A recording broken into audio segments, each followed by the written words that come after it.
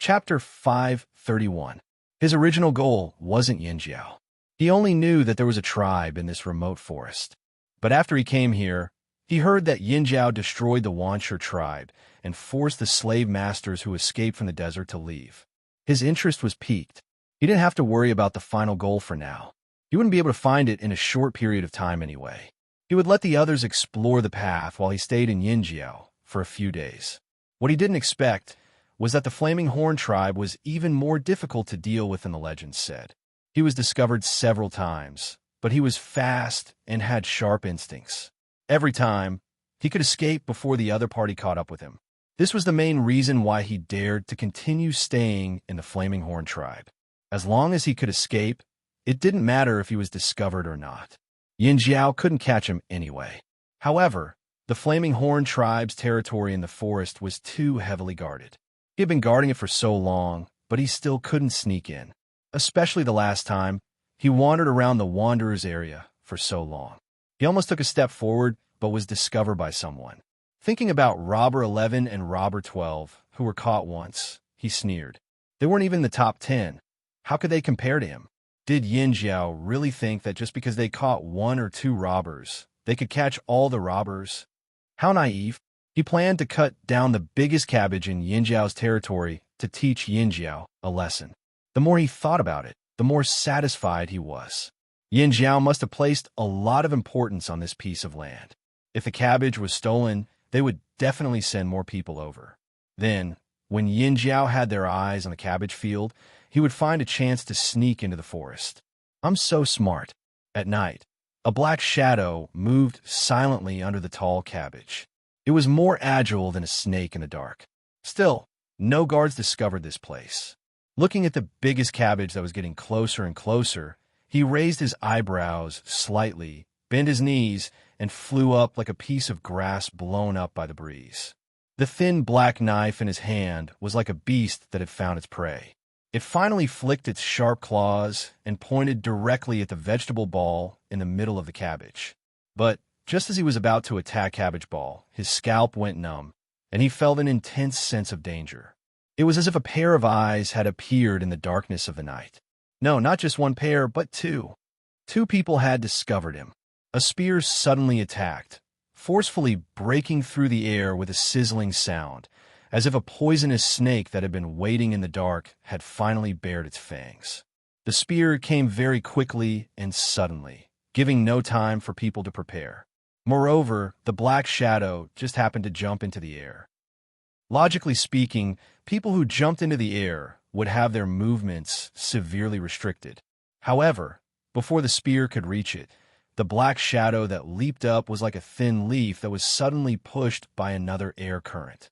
It suddenly flipped over, almost sticking close to the spear, and then retreated safely without any injuries. Ao did not expect this person to be able to strangely change direction and turn in the air without any external help. The sudden attack just now was dodged by the opponent. Ever since he knew that the thief was difficult to deal with, Ao had thought of many ways. In the end, he decided to stay in one place and hide all his breath. Before discovering the target, he would not use any of his totemic power. Even his breathing and heartbeat were as weak as possible, making him appear no different from the others. He also did not put all his attention on the person who had sneaked into the cabbage field. Xiao Xian had told him that the opponent had extremely sharp observation skills. Unless he deliberately did not pay attention to the opponent, he would be able to escape as soon as he saw him. So, Ao only took action when Xiao Xian gave the signal. Before that, Ao would pretend that he did not see the thief. Still want to run? The corners of Ao's eyes were raised high. He flipped into the cabbage field, took a big step, and leaped out, waving the stone axe in his hand. In an instant, a majestic aura rose up like an angry wave, pressing forward, as if to drown the person in front. The domineering aura spread out, enveloping the entire cabbage field. As the head of a division, Ao's strength was unquestionable. If it were other warriors under the pressure of Ao's surging aura, even if they did not make a mistake, their movements would be slowed down. But the black shadow that retreated was not the same. Strangely, The aura of the fire seed that was completely different from Yinjiao's suddenly soared, like a strong wind that suddenly blew in a moonless night, as if everything around was blocked, making people feel hazy and confused. That black shadow was like a sharp cold air that rose from the darkness, stirring in the dark night, dispersing the pressure that Ao brought. All of this happened in an instant. In just one exchange, the opponent not only dodged the attack, but also turned the tables on him in terms of aura. In order to hide better and hide from the vigilant thief, Ao did not discuss with the guards around the cabbage field. But, after hearing the commotion, the guards around the cabbage field were alarmed and wanted to stop the figure that was about to escape. Warriors with all kinds of weapons jumped up and stood on the surrounding wooden fences like building a long human wall, blocking the escape route of the thief. There were still people coming from outside. Ao was very confident. There was no escape. That thief would not be able to escape. The clouds in the sky drifted, and one of the two moons that were hidden was revealed. In the face of Yinjiao's tight defense and the pursuit of the people led by Ao, the thief did not panic. He still had a piece of cabbage leaf in his mouth, and there was no trace of nervousness in his eyes. His pupils were like a stubborn stone lying in the dark night, and a cunning light flashed in his eyes. Whoosh! It was like the whistling of an arrow that was shot into the air. Whoosh! Whoosh! Whoosh! A series of sounds rang out, as if someone had suddenly shot out millions of arrows. However, this was only the sound emitted from that person's body. His totemic power suddenly erupted and rose to the peak in an instant. Under the urging of the fire seed's power, the air that spurted out from the inner layer of his skin was like a sudden miniature hurricane that rushed out of his pores. The person who landed on the ground squatted slightly, then suddenly shot up like a rocket that had its fuse ignited. Following the whistling sound, he flew out at an extremely fast speed and instantly distanced himself from Ao La, who was chasing behind him. The other party didn't flee in any other direction. He ran straight for the wooden fence at the edge of the vegetable field. The path he took was the shortest way to leave the vegetable field, and the row of Yinjiao soldiers in front of him didn't seem to be a threat to him. Not taking a detour, but directly crashing into it, seeing the figure rushing straight at them. The Yinjiao soldiers were shocked, but they still gripped the weapons in their hands tightly and prepared to block him. However, they heard an even more rapid whistling sound, like someone had whistled. The black figure that had rushed to the wooden fence suddenly turned in the air and rose up, then rushed out of the vegetable field again, breaking through the encirclement that had been painstakingly formed. The other party's sudden rise was completely out of the Yinjiao soldiers' expectations. It was too late for them to jump up and stop him, so they could only watch as the other party flew past them. With their leader leading the way and so many people, they couldn't stop a thief who ran into the vegetable field to steal vegetables. Aola looked at the figure that was getting farther and farther away, and his heart was filled with depression. He had heard Xiao Xian say that robbers were difficult to catch, and now he was experiencing it firsthand. Strange movements, erratic movements, and unexpected techniques. Was this what a robber was like? Under the moonlight, the person who had run out of the vegetable field smiled wider and wider. You want to catch me? You think I'm trash like Robber 11 and Robber 12, who couldn't even squeeze into the top 10. So what if you've been plotting an ambush? So what if you've discovered me? In the end, all you can do is watch me run away. Huh, Yinjiao, that's all there is to it. Just as he thought this, his eyelids twitched, as if a cold current was flowing through his hair and into his brain. He was so shocked that all the hair on his body stood on end. Who else? A whistling sound came from beside his ear, like a huge palm slapping him across the air, so fast that he couldn't change his direction. His pupils suddenly dilated as he tried to see what it was that was sweeping towards him. What was that? A net? No, it wasn't a net. No matter what it was, run. However, the net-like thing followed the black figure closely, and with the sound of air friction, it whipped the black figure in the air. Clang! The loud sound carried a lingering tremor. It exploded in the dark night and spread to everyone's ears, spreading to even further places. Everyone who heard this sound wondered if the person who was whipped by that thing would have his bones separated from his body and fall apart, like the trembling aftershock. The black figure was sent flying by the huge net, and the whooshing sound from his body came to an abrupt stop, like a chicken that was suddenly strangled by the neck. Drawing an arc in the air, the black shadow finally fell to the ground, rolled a few times, and stopped moving. A.O., who had jumped out of the vegetable field, looked at the motionless figure on the ground in the distance, and motioned for the others to quickly tie up the person, regardless of whether he was dead or alive. After giving the order, A.O. looked at Xiao Xian, who was standing there. Xiao Xian stood there calmly, holding a strange-shaped thing in his hand.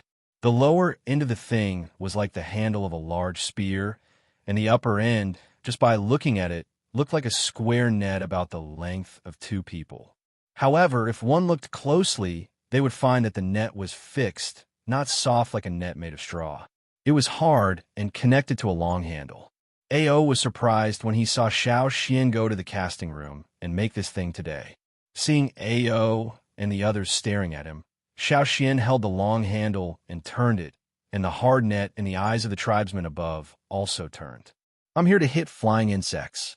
I didn't expect the first one to be a flying thief." Xiao Xian laughed. Chapter 532. Many people heard the commotion at the Yinjiao's cabbage field, but they didn't know what happened. They only heard the next day that the patrol team caught a vegetable thief.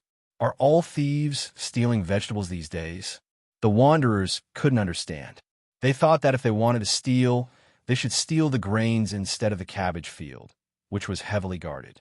Grains were better than anything that could fill their stomachs. What a strange thief. The few figures hiding among the wanderers were hesitant. They tried to find someone to investigate. Unfortunately, it was late at night. Usually, after dark, other than the patrolling warriors, everyone else would be resting in their houses. Even if they heard the commotion, they wouldn't go out to see if the patrol team didn't inform them. With their weak bodies, the slightest mistake could cost them their lives. Being too curious would kill them. Therefore, after the few figures asked around, they could only return with a stomach full of doubts. In a place where the patrol team and wanderers weren't paying attention, the few scattered figures gathered again. "Who do you think was the one who was caught last night?" A slightly low voice asked. "Judging from the commotion last night, could it be Robber 7? From what I know, he seemed to have been interested in that vegetable field for a long time."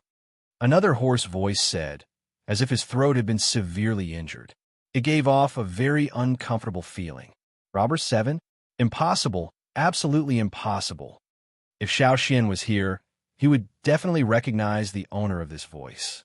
The one who spoke was Robber 11, who was caught by Xiao Xian before. Robber 7's escaping ability is the best among us. Even if he was discovered, he could still escape from Yinjiao's pursuit. "It shouldn't be him," Robber 12 agreed. The first person who asked the question was silent for a while. He straightened up and looked around. "But Robber 7 hasn't appeared yet. Although he doesn't like to move with us, he wouldn't refuse our invitation. Even if he didn't want to show up, he would have done something instead of doing nothing." Hearing this, the others fell silent. They really didn't believe and didn't want to believe that the person who was caught was Robber 7. If it was really Robber 7, what could the others do? It was dangerous. After another half an hour, Robber 7 was still nowhere to be seen. "It should be him." The hoarse voice spoke slowly, like a blade scraping against a rock, giving people goosebumps. The expressions on their faces kept changing as they each had their own thoughts. "We can't stay in Yinjiao any longer. Let's leave this place and go into the forest to look for something," the first person said in a low voice with a cautious tone.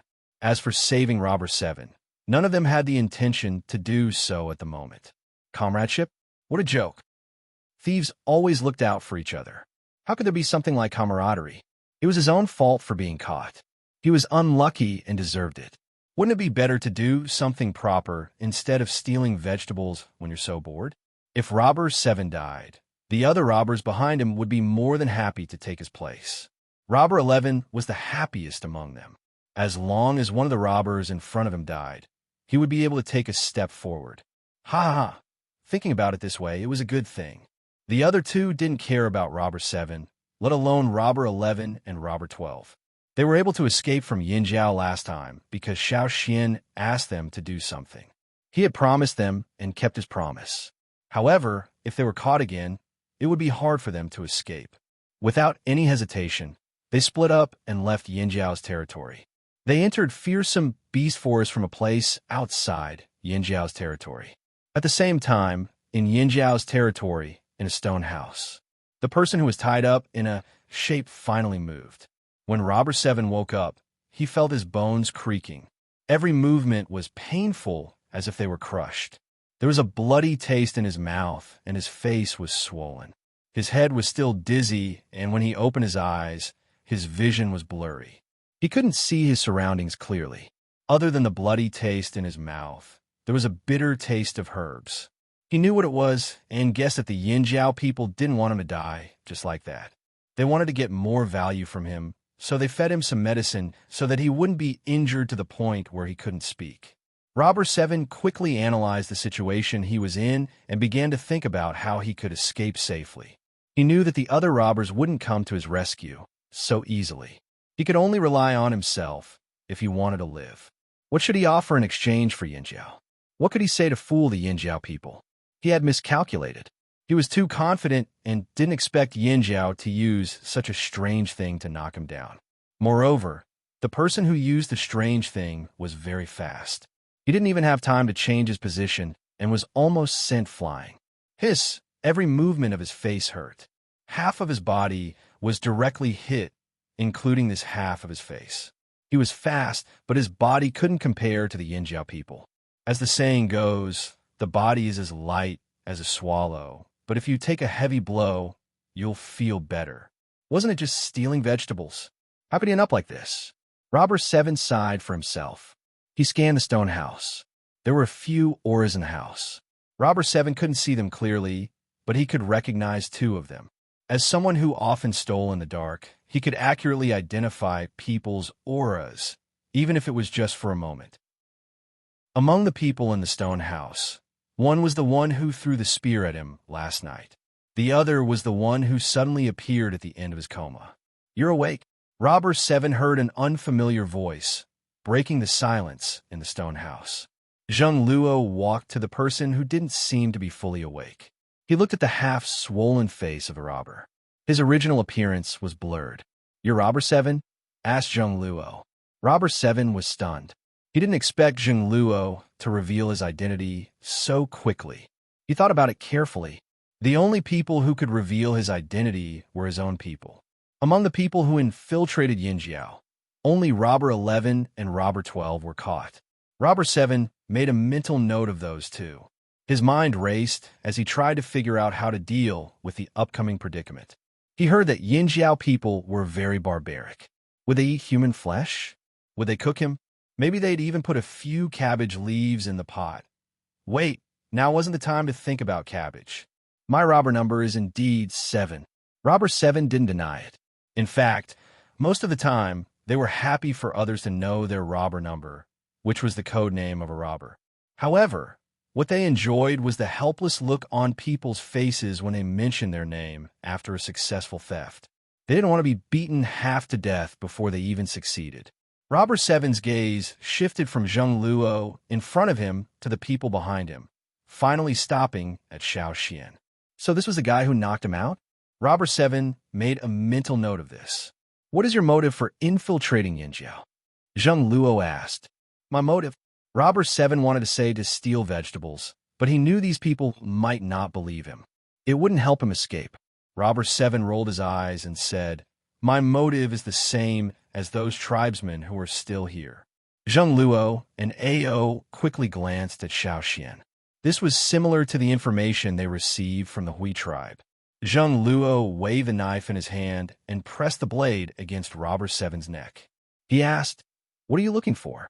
The coldness of the blade made Robber 7 tremble, but he quickly calmed down and said, "Don't do anything rash.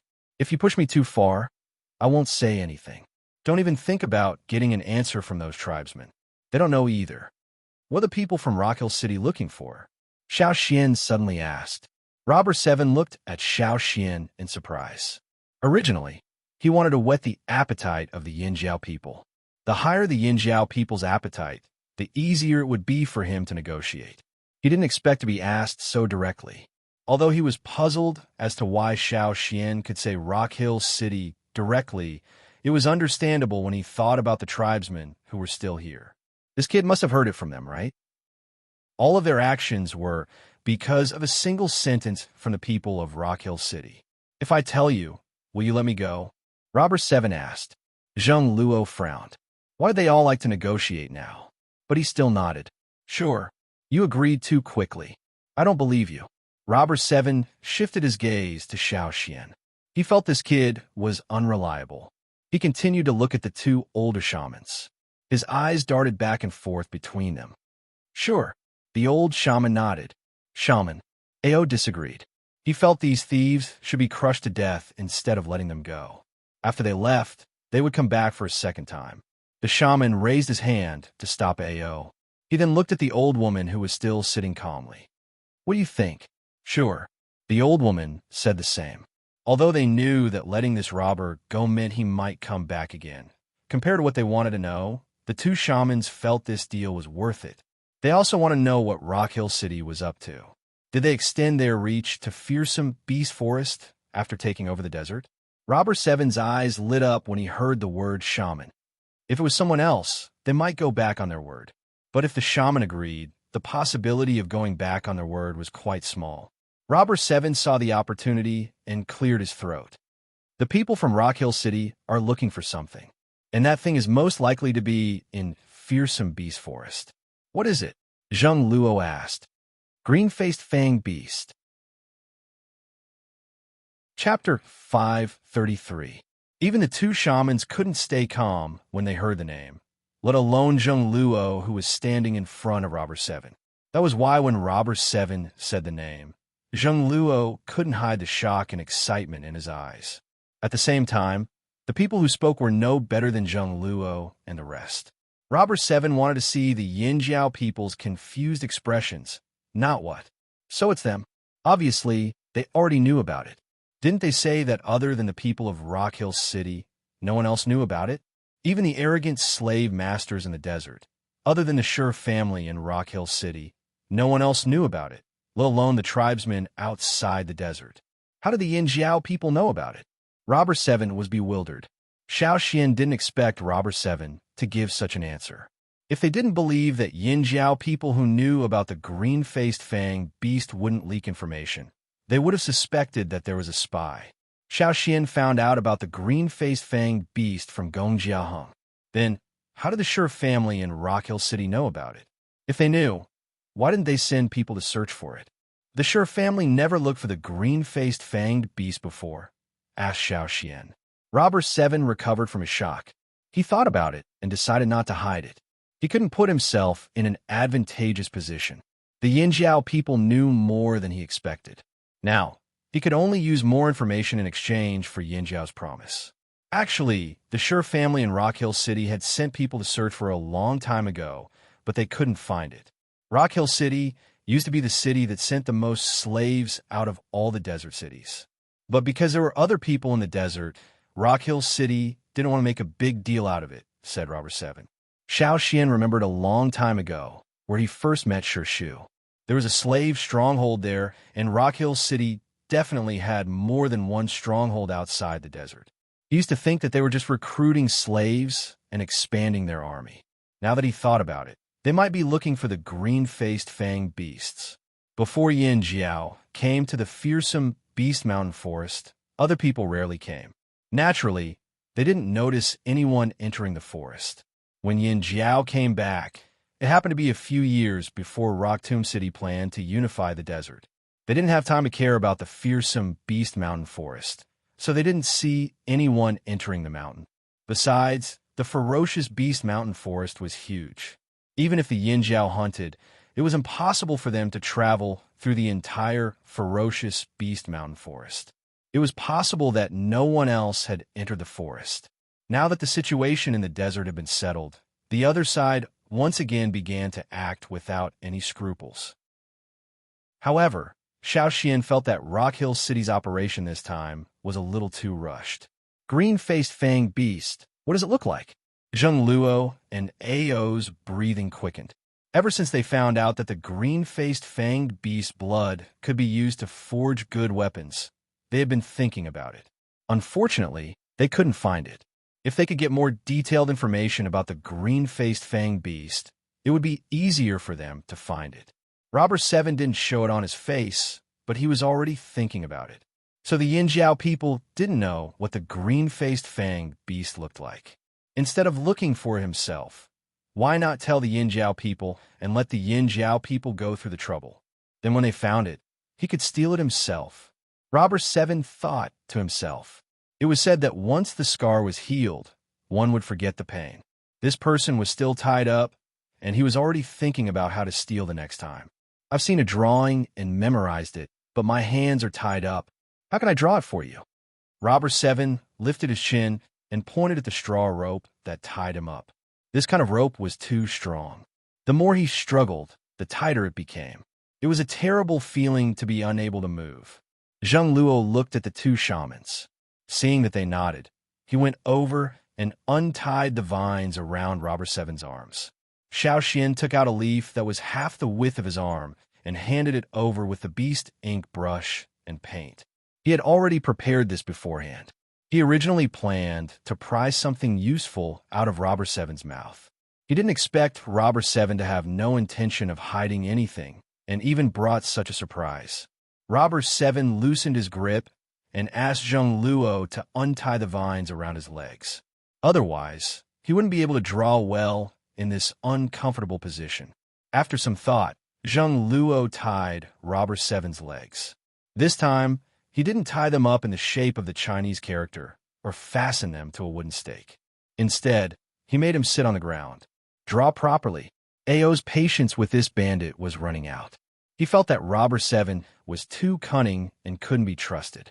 If it wasn't for the shaman's promise not to kill him, he would have chopped him down with his axe.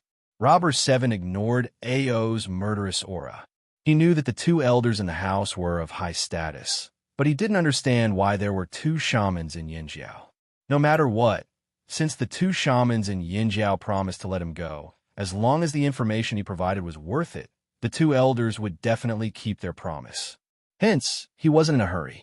Robber 7 twisted his wrist and frowned.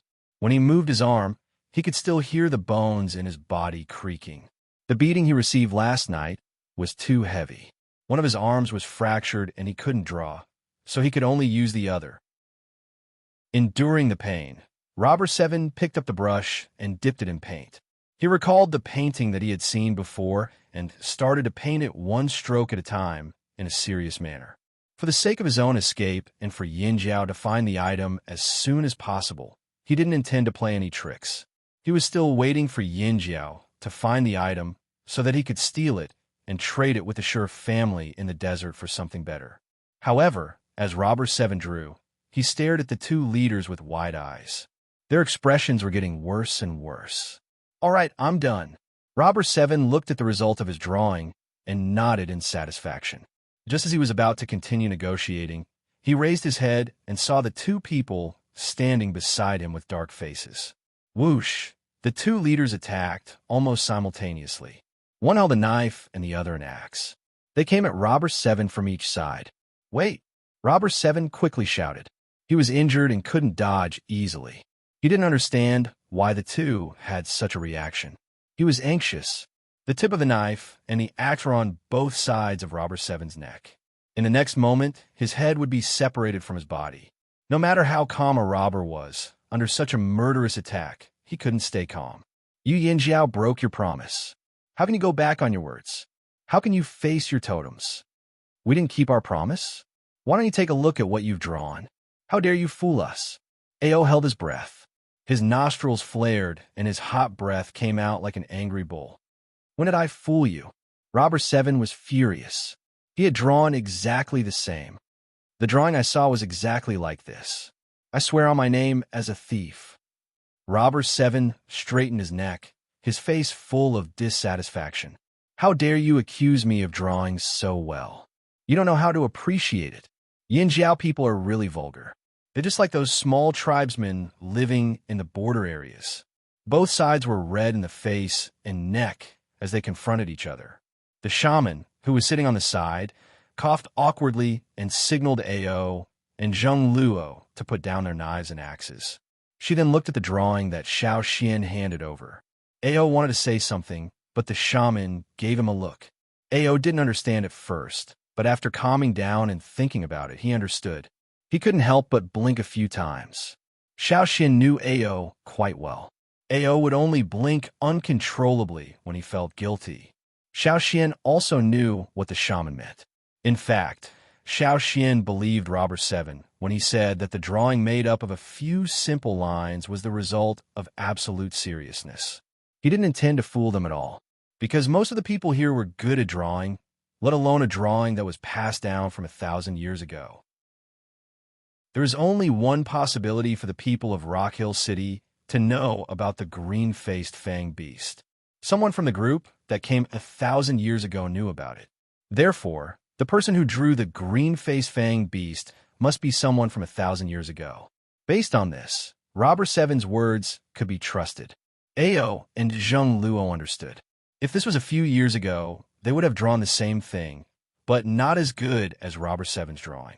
However, because of Xiao Xian's drawings, their drawing skills improved a lot, and other drawings weren't good enough for them. Now that they suddenly saw such a simple drawing, they just couldn't accept it.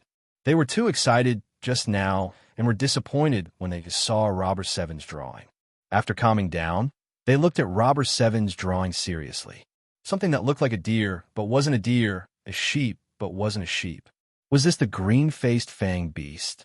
Ao glanced at the drawing in disgust and said to Robber 7, "Tell me more about the situation. Who can understand a drawing like this?"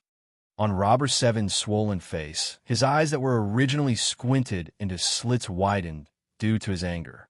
Looking down on my drawing. However, he had no choice but to lower his head. Robber 7 was still hoping that the other party would fulfill his promise and let him go. He could only take a deep breath, suppress his anger, and tell them what he knew. In fact, Xiao Xian and the others had already heard what Robber 7 said. Green-faced fanged beast, small in size, green in color, thick skin, hooves without horns, sharp fangs growing upwards, fierce in nature, and fond of eating grass. Anything more than that would be gone. That's all. Ao looked at Robber 7. That's all. Robber 7 saw that Ao's murderous aura was rising again and knew that he wasn't satisfied with what he said. He quickly added, "The person who told us really only said this. However, there was one more thing. He told us that if we really met the green-faced fanged beast, we would know for sure." The person who showed you the drawing was from the Sure family of Rock Hill City? Xiao Xian asked. No, it was obvious that Robber 7 didn't want to answer this question. This was the secret of the robbers. Even the most cowardly robbers had their own principles. Some things could be sold out, but some things could never be revealed. How much did the people of Rock Hill City give you? Xiao Xian asked again. If we find the green-faced fanged beast, we can bring it to them in exchange for anything we want. This was something that could still be said. It seems that you robbers have always been in contact with Rock Hill City. Otherwise, you wouldn't have mobilized so many people at once, Xiao Xian said. Robber 7 pretended to be dead and didn't say anything else. After some questioning, Yin Jiao and the others reluctantly believed Robber 7's words and kept their promise to let him go. They blindfolded him and threw him out of the forest. They thought that he was severely injured and couldn't walk. However, after landing on the ground, he escaped with the speed of a bird and disappeared from their sight. I told you he was faking it. Ao said angrily. Xian, what? The next time you see him, beat him to death. All right. Chapter 534. Ao, Zheng Luo, and the others couldn't wait any longer after knowing that Rock Hill City's goal was to find the green-faced fanged beast. In their opinion, the green-faced fanged beast was equivalent to a higher-level weapon. With a higher-level weapon, the tribe's combat power would greatly increase. Who would want to find it? Since the Sure family of Rock Hill City had sent people to fearsome beast forests to search, did it mean that there really was a green-faced fanged beast in fearsome beast forest? Not necessarily. However, if there was a place on this continent where the green-faced fanged beast could be found, it would be fearsome beast forest. There were no other places that were suitable for the beast to live in. Searching for the green-faced fanged beast was definitely not an easy task. Otherwise, the Sure family of Rock Hill City wouldn't have sent so many people into fearsome beast forest. They even hired robbers who were good at excavating treasures. Is there really a green-faced fanged beast in fearsome beast forest? After so many years, the people of Rock Hill City still haven't found it, right? Tower said, not necessarily. Even if they did find it, as long as they don't say anything, no one would know. If there really isn't one, Rock Hill City has existed for almost 1,000 years. Why would they keep an eye on fearsome beast forest? Generations of rulers of Rock Hill City had sent people to search for it. This meant that they had never given up on the forest. If there really wasn't one, why would they be so persistent? Rock Hill City hid too well. If it wasn't for the chaos in the past 2 years, no one would know that Rock Hill City had been brewing a huge conspiracy. No one knew the true strength of Rock Hill City. Perhaps they had even more trump cards up their sleeves that no one knew about. That's true. Then what are we waiting for? Let's go find it. I'll be the first to join. Duo Kong couldn't wait. No rush. Xiao Xian looked in the direction of the tribes outside the forest. Those people haven't been dealt with yet. Since the Hui tribe expressed their intention to cooperate, Yinjiao was naturally willing. No matter how arrogant they were, they didn't think that they could challenge the other tribes at the same time. It was a good thing to form an alliance. Go tell Gula to prepare to enter the forest. Xiao Xin said, what if the other tribes want to go with us? Gigu asked, then let them show their sincerity. Among the people from the Hui tribe who came to Yinjiao, there were actually 2 factions. One faction supported abandoning the other tribes and joining forces with Yinjiao, while the other faction believed that Yinjiao was not worth cooperating with. They only had strength and might be a little scheming, but they were far inferior to the other tribes. However, in the end, they still decided to choose Yinjiao. First of all, although they said that they were cooperating with several other tribes, their relationship was not that good. Usually, they did not have close contact with each other. Most of the time, they still needed to inquire about information on their own, so they did not get many benefits. Secondly, they could no longer tolerate those people's overly cautious and hesitant style of doing things.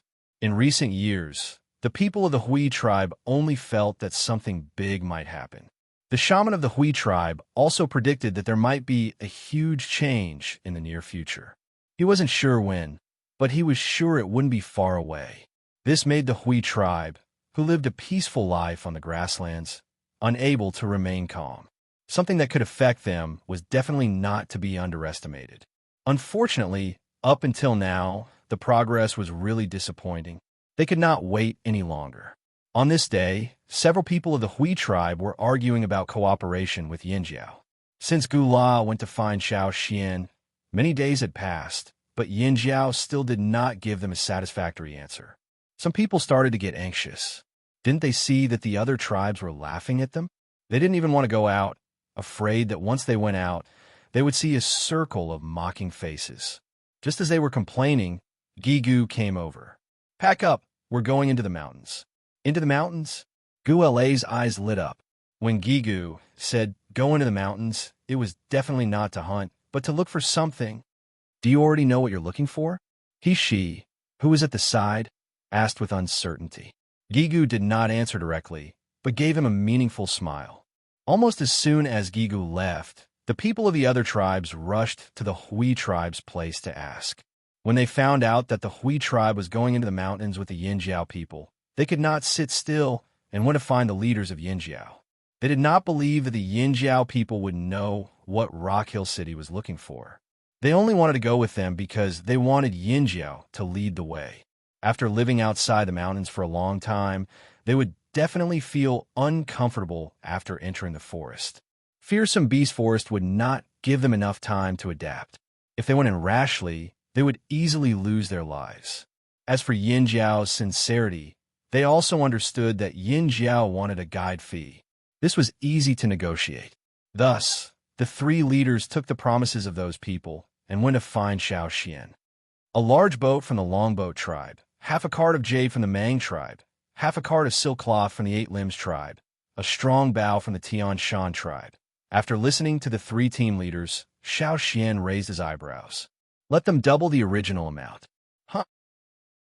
Not just the three leaders. Even the two leaders who had been listening felt that Xiao Xian's demands were too high. Those people might not agree, said Zheng Luo. Disagree? If they don't agree, then scram. Give them 2 days to come up with an answer. Otherwise, let them leave on their own, said Xiao Xian calmly. After some thought, Ao nodded. Let's do that. Those people had been here for so long. Did they really think that Yin Jiao would tolerate them forever? They thought that Yin Jiao cared about them. 2 days later, the three leaders came back with the results of their discussion. The other tribes have all agreed. Only the Tian Shan tribe refused. They've already left. Looks like they plan to enter the mountains themselves. Duo Kong felt refreshed when he thought about the other tribes' dark faces. Did they really think that Yin Jiao was free? They were just a little late in collecting the fees. Oh, by the way, the people of the Hui tribe said that they would send a batch of good horses from the grassland after this incident. Guehi smiled and said, the people of the Hui tribe are very sincere. The other tribes had already sent people back to prepare things. Other than those who planned to enter the mountains with Yin Jiao, they would also leave a few people behind to deliver the promised sincerity. When do we leave? The shaman asked Xiao Xian. 2 days later. The weather is getting weirder, said Xiao Xian as he looked at a flowering tree not far away. The berries of that tree were used to make paint, so when the tribe built houses, they didn't remove them. They had other uses. However, this kind of tree usually only blossoms when it is close to summer. It only bears fruit when the summer is hot. According to normal calculations, it should be almost winter now. But now, in this winter, the weather might be closer to summer. The mountains might be more dangerous than before. The ferocious beasts that had their lives disrupted might be more irritable, so they had to be extra careful. Entering the mountains at this time, they might encounter some dangers that they wouldn't have encountered in the past. They were only going to explore the mountains, but they weren't going to hunt, so they didn't need to bring a lot of people. This time, Xiao Xian planned to only bring 5 people, but with the addition of the other tribes, it would be a lot more. In the fields, outside the forest, in a cabbage field, new leaves were growing, and many small cabbages that had been transplanted had also begun to grow spherical leaves. The leaves wrapped around each other. Maybe it was because the land here was large and there was enough fertilizer, but the cabbages changed almost every day and grew very fast. Because of the weather, combined with last year's situation, crops that shouldn't have been planted in winter were now being planted. Xiao Xian's giant fly swatter was also used by the people patrolling the fields. Because metal was too rare, they only made one. The others used similar swatters, but they weren't made of metal. They were made of wood, but the Yin Jiao people were too strong, so it was too easy to break them. So, every time they encountered a swarm of insects, the people guarding the fields would rush to use the metal swatter. When the swatter swatted the flying insects, it would swat a bunch of them down. It was very satisfying. In the tribe, life was still the same as before, but many times people felt like they had just transitioned from spring to summer. Every time they moved, they would sweat profusely. Xiao Xian brought the medicine and other things that he had prepared. This time, the other 4 people who were going into the mountains with him were Duo Kong, To Mai, and Xiangchun.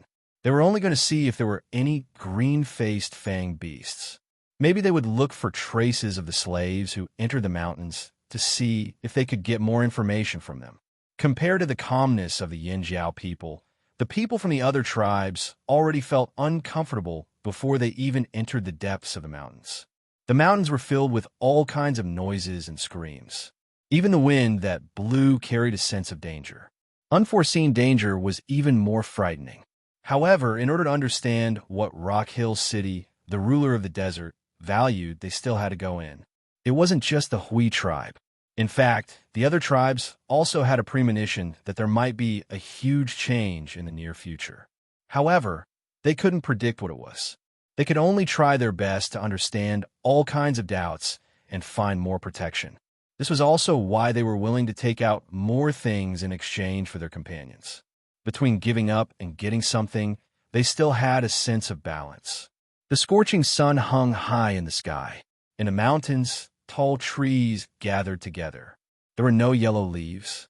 Even the trees seemed to have lost their original rules of growth. They were lush and thriving, without a sense of desolation. All kinds of flying insects flew between the leaves. There were also pairs of eyes hidden behind the leaves, either vigilant or bloodthirsty. Chu Su and the other 7 Mang tribesmen followed Huang Yi, following the footsteps of the Yinjiao people in front of them. The presence of the surrounding people was too strong. It was difficult for him to ignore them. However, the Yinjiao people said that he didn't need to pay attention to them. As long as he ignored them, they wouldn't take the initiative to attack. However, the Yinjiao people had long been used to this kind of thing, but the others were not. Chu Su couldn't help but look up at a tree that was 10 times thicker than him. There was a figure on the branch. He couldn't see what it was because it was too similar to the color of the bark. If it wasn't for his keen eyesight, Chu Su wouldn't have noticed it. It looked over with undisguised, murderous eyes. It bared its fangs as if it was going to pounce on them in the next moment. Chu Su shuddered and quickly looked away. He didn't look at the eyes on the tree. It seemed that the murderous look in his eyes faded a little.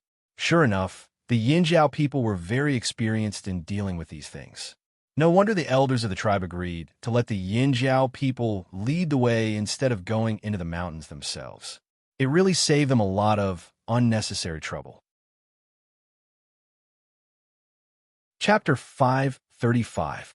It was said that a long time ago, most of the tribes lived in the mountains and forests. Later on, some tribes walked out of the mountains and forests in search of a more peaceful place to live. Some tribes, although not migrating, cut down the forests around their living areas. After thousands of years, they were separated from the original mountains and forests, and the former forests could not be seen in their original state.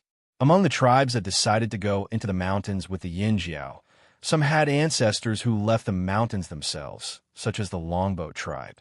Others, such as the Feather tribe, had deliberately changed their surroundings. No matter which it was, they hadn't felt it in a long time.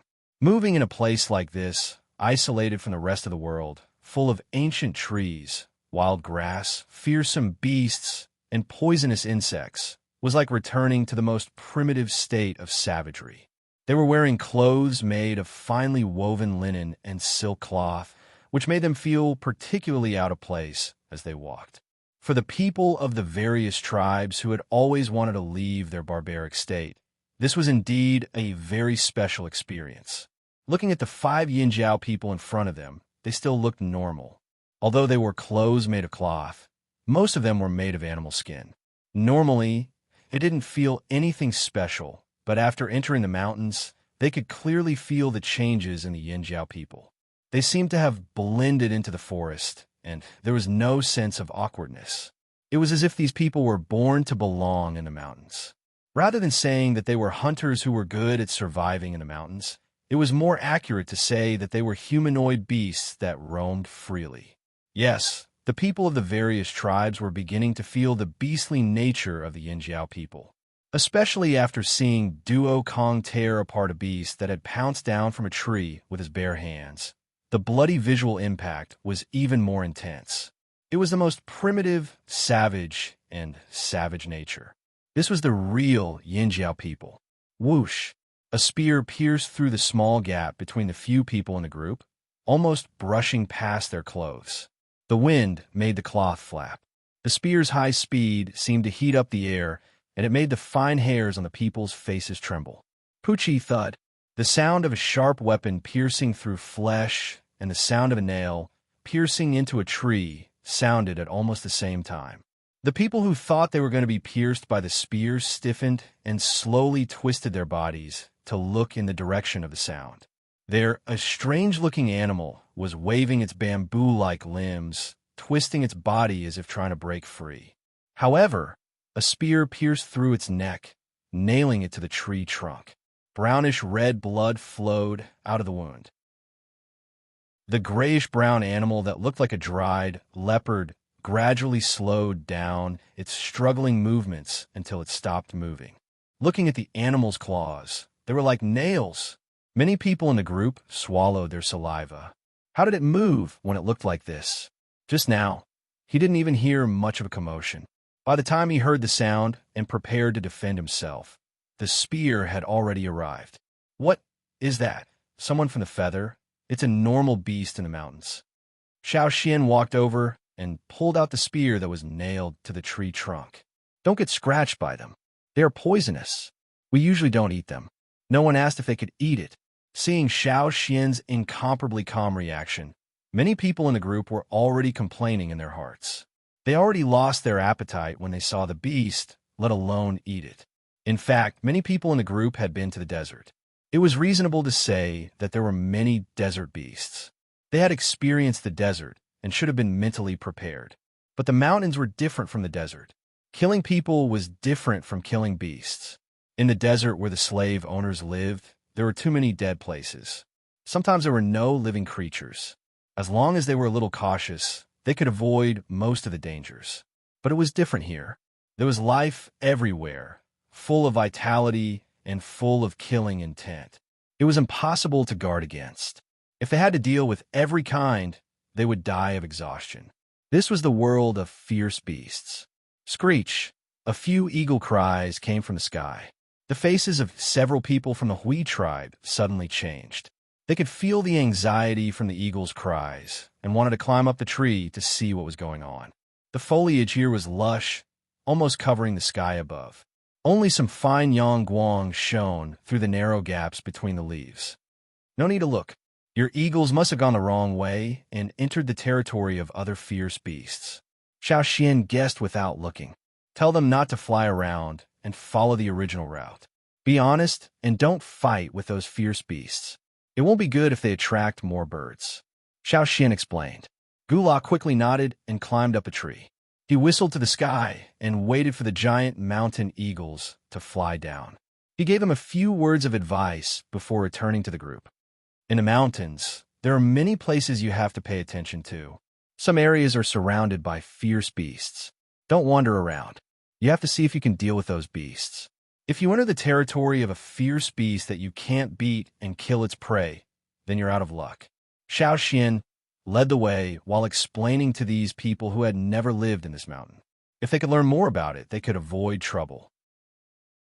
But how do we know where the fierce beasts are and where we can't mess with them? Someone in the group asked. Don't you have us? Xiao Xian said. We haven't really entered the heart of the ferocious beast mountain forest yet. We Yinju know more about this place. As long as you follow our instructions, you can avoid some unnecessary trouble. So, they had to go wherever the Yinjiao told them to go. The people who heard Xiao Xian's words were unhappy, but they could only follow the instructions of the Yinjiao people in the ferocious beast mountain forest. After all, they had no experience surviving in the ferocious beast mountain forest. I just hope you can lead the way. Huangye the Mang tribe said. That's for sure. Don't worry. As soon as Xiao Xian's voice fell, they heard cracking sounds not far away. It was the sound of branches and vines breaking, and it was getting closer and closer. A huge beast's head suddenly rose from the ground, emerging from under the crisscrossing vines and branches. The lines on the surface of its body were like cracks on the bark of an ancient tree. Its two huge nostrils were big enough for people to crawl in directly. The low growls of the beast sounded like muffled thunder. Such a huge, vicious beast was so close to them, yet it was hidden so well. They didn't feel its breath at all, just now. The people in the group glared at Xiao Xian. This guy just told them not to worry. What was this? Not to worry, my ass. They almost peed their pants, okay. As if he knew what the people in the group were going to say, Xiao Xian lifted his chin and pointed at the fierce beast. Don't just look. Do it. It's tonight's dinner. The others, without waiting for the others' reactions, the 5 Yinjiao people had already picked up their weapons and rushed over. Roar! The giant beast let out a roar of provocation. On the other side, Xiao Xian's group of 5 exploded with their peak totemic power at almost the same time. Their vast auras directly pressed against the fierce beast not far away. Neither man nor beast backed down. The tyrannical auras collided in this cramped place. On the tangled vines, leaves flew out of the vines as if they were suddenly torn off by someone. The dense foliage of the shrubs swayed violently, making rustling sounds like a rainstorm. Under the impact of the two auras, those who were close to them could feel the creaking of their bones. It was as if they were a lonely boat under the waves. Once they were in a hunting mode, the Yinjiao people couldn't be distracted. This was what they were best at and loved. When facing people, they had to consider too many things. Many times, it wasn't as if you were stronger than your opponent that you would have a good ending. The human heart was complicated and difficult to understand. This was something the Yinjiao people only understood after coming into contact with other tribes. It was because of this understanding that many Yinjiao people prefer to hunt in the mountains and forests. In times of crisis, it made people's blood boil, and it was a carefree exercise. Perhaps some of the smarter and more cunning beasts would occasionally do something surprising, but that was rare. Most of the time, the beasts relied on their own advantages to start a battle for survival. As a hunter, as long as they were stronger than you, that was enough. It was a simple law of the jungle. The roars of the beasts, the sounds of sharp and blunt weapons hitting each other, and the whirling waves of air, all of the animals hiding in the surroundings were frightened and fled in all directions. The people from the other tribes stood to the side, watching the 5 Yinjiao people use the most direct and barbaric method to hunt. The Yinjiao people were really fierce. Chapter 536. Xiao Xian and the others chose to use the most direct hunting method to intimidate this group of people. Didn't this group of people think that the Yinjiao people were barbaric and violent? Then let them see how barbaric and violent they were, and let them know that once they entered the forest, they shouldn't think too much and be obedient. On the 5th day of entering the forest, a group of more than 60 people walked in the forest. The initial discomfort had passed, and now these tribes from the Central Plains or the grasslands had begun to understand some of the most basic survival skills in this forest. Above the crisscrossing net of vines, a huge face that was close to 2 meters tall suddenly appeared. 2 pitch-black eyes seemed to be looking in the direction of the team. The whole face was distorted in a somewhat strange way, and it was dyed with a terrifying coldness by the different colors. At first, when they saw this face, many people in the group were frightened and almost attacked. Fortunately, Xiao Xian and the others stopped them in time. Otherwise, everyone would have suffered. But now, seeing this face again, other people in the group felt a little uncomfortable, but they were able to deal with it calmly. The Yinjiao people were right. Sometimes, things that seemed scary on the surface were actually not. Moreover, most of the time, they were listed as objects to be ignored. After the group had all passed through here, the face that suddenly appeared on the net of interwoven vines gradually changed color, like a canvas washed with detergent. Moreover, it folded up, and both sides began to fold at the same time. After a short while, a strangely striped butterfly flew out of the net of vines and flew towards a darker place where the vines were denser and where Yang Guang could barely be seen. This was actually a kind of butterfly in the fearsome Beast Mountain forest. They usually liked to rest on the net of interwoven vines, but when they rested, they usually raised their wings. Only when they sensed unfamiliar people or danger would they suddenly open their wings and flatten them, using the patterns on their wings to scare away people or beasts. If someone attacked it, it would shake its wings, shaking off the powder on its wings that could make people sneeze. Even some of the larger, fearsome beasts would sneeze for nearly an hour if they inhaled this powder. After walking for a while, they found a place to rest.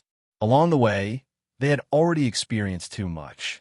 Originally, they were dissatisfied because the Flaming Horn tribe asked for too much sincerity, but now their dissatisfaction disappeared completely. At the same time, they were also glad that they chose to give sincerity instead of entering the mountain themselves like the Tian Shan tribe. He didn't know how the Tian Shan tribe was doing now, but he didn't think it would be any better. There were some small flying insects around them. The Yinjiao people said that they didn't need to pay attention to these small flying insects, so everyone let down their guard and paid more attention to their surroundings. Over the past few days, their clothes, regardless of whether they were made of linen or silk, were stained with sweat, blood of beasts, and mud that masked the smell of grass and other things that were stuck to their bodies. Because there was no time to wash, the temperature in the forest was still high, and everyone was emitting a stench. But even so, they had no choice because all kinds of beasts in the forest were very sensitive to strange smells and blood. Although they all had a strange smell on them, at least they could hide and not be discovered when they encountered fearsome beasts that they didn't want to face. There were many flying insects the size of sesame seeds around them. They probably smelled the smell on them and didn't disperse for a long time. Instead, more and more of them gathered. "Is this where you usually hunt?" Chusu raised his hand and waved away the flying insects. "Yeah," Xiao Xian replied, simply as he chewed on the leftover meat that he had roasted yesterday. The Hui tribe was fine, but for the Mang, Eight Limbs, and other tribes that focused on farming, it was hard for them to understand why the Yinjiao people often ran into the dangerous forest to hunt. Moreover, they ran so far. They had been walking for several days, but they still hadn't left the Yinjiao hunting range. After the Yinjiao tribe came to the old haunt, they opened up 2 hunting routes, and this was one of them. After eating the meat, Xiao Xian stood up and looked into the distance. The terrain here wasn't high, but fortunately, there weren't too many trees, so they could see further. There was a stream not far away, and they had just gotten water from there. For the Yinjiao people, drinking directly was no problem. They were used to it anyway, and their bodies could withstand it. But for the other tribes, drinking the water here could cause diarrhea. Xiao Xian told them to boil the water before drinking. Xiao Xian was about to discuss the next step with Duo Kong and Mai when his ears twitched. His eyes flashed, and his right foot moved back half a step, and his right arm suddenly stretched out. Whoosh! Chu Su and the others, who were not far away, only saw the shadow of a hand flash by. When they looked again, Xiao Xian was already holding something in his hand. "This is..." A few people nearby also came over to take a look. It was their first time coming to a place like this, and they still had a lot to learn from the Yinjiao people. Although they didn't like the Yinjiao people's way of doing things, they had to admit that they were far behind the Yinjiao people when it came to survival experience in the fearsome beast forest. So if they didn't understand, they had to be thick-skinned and ask.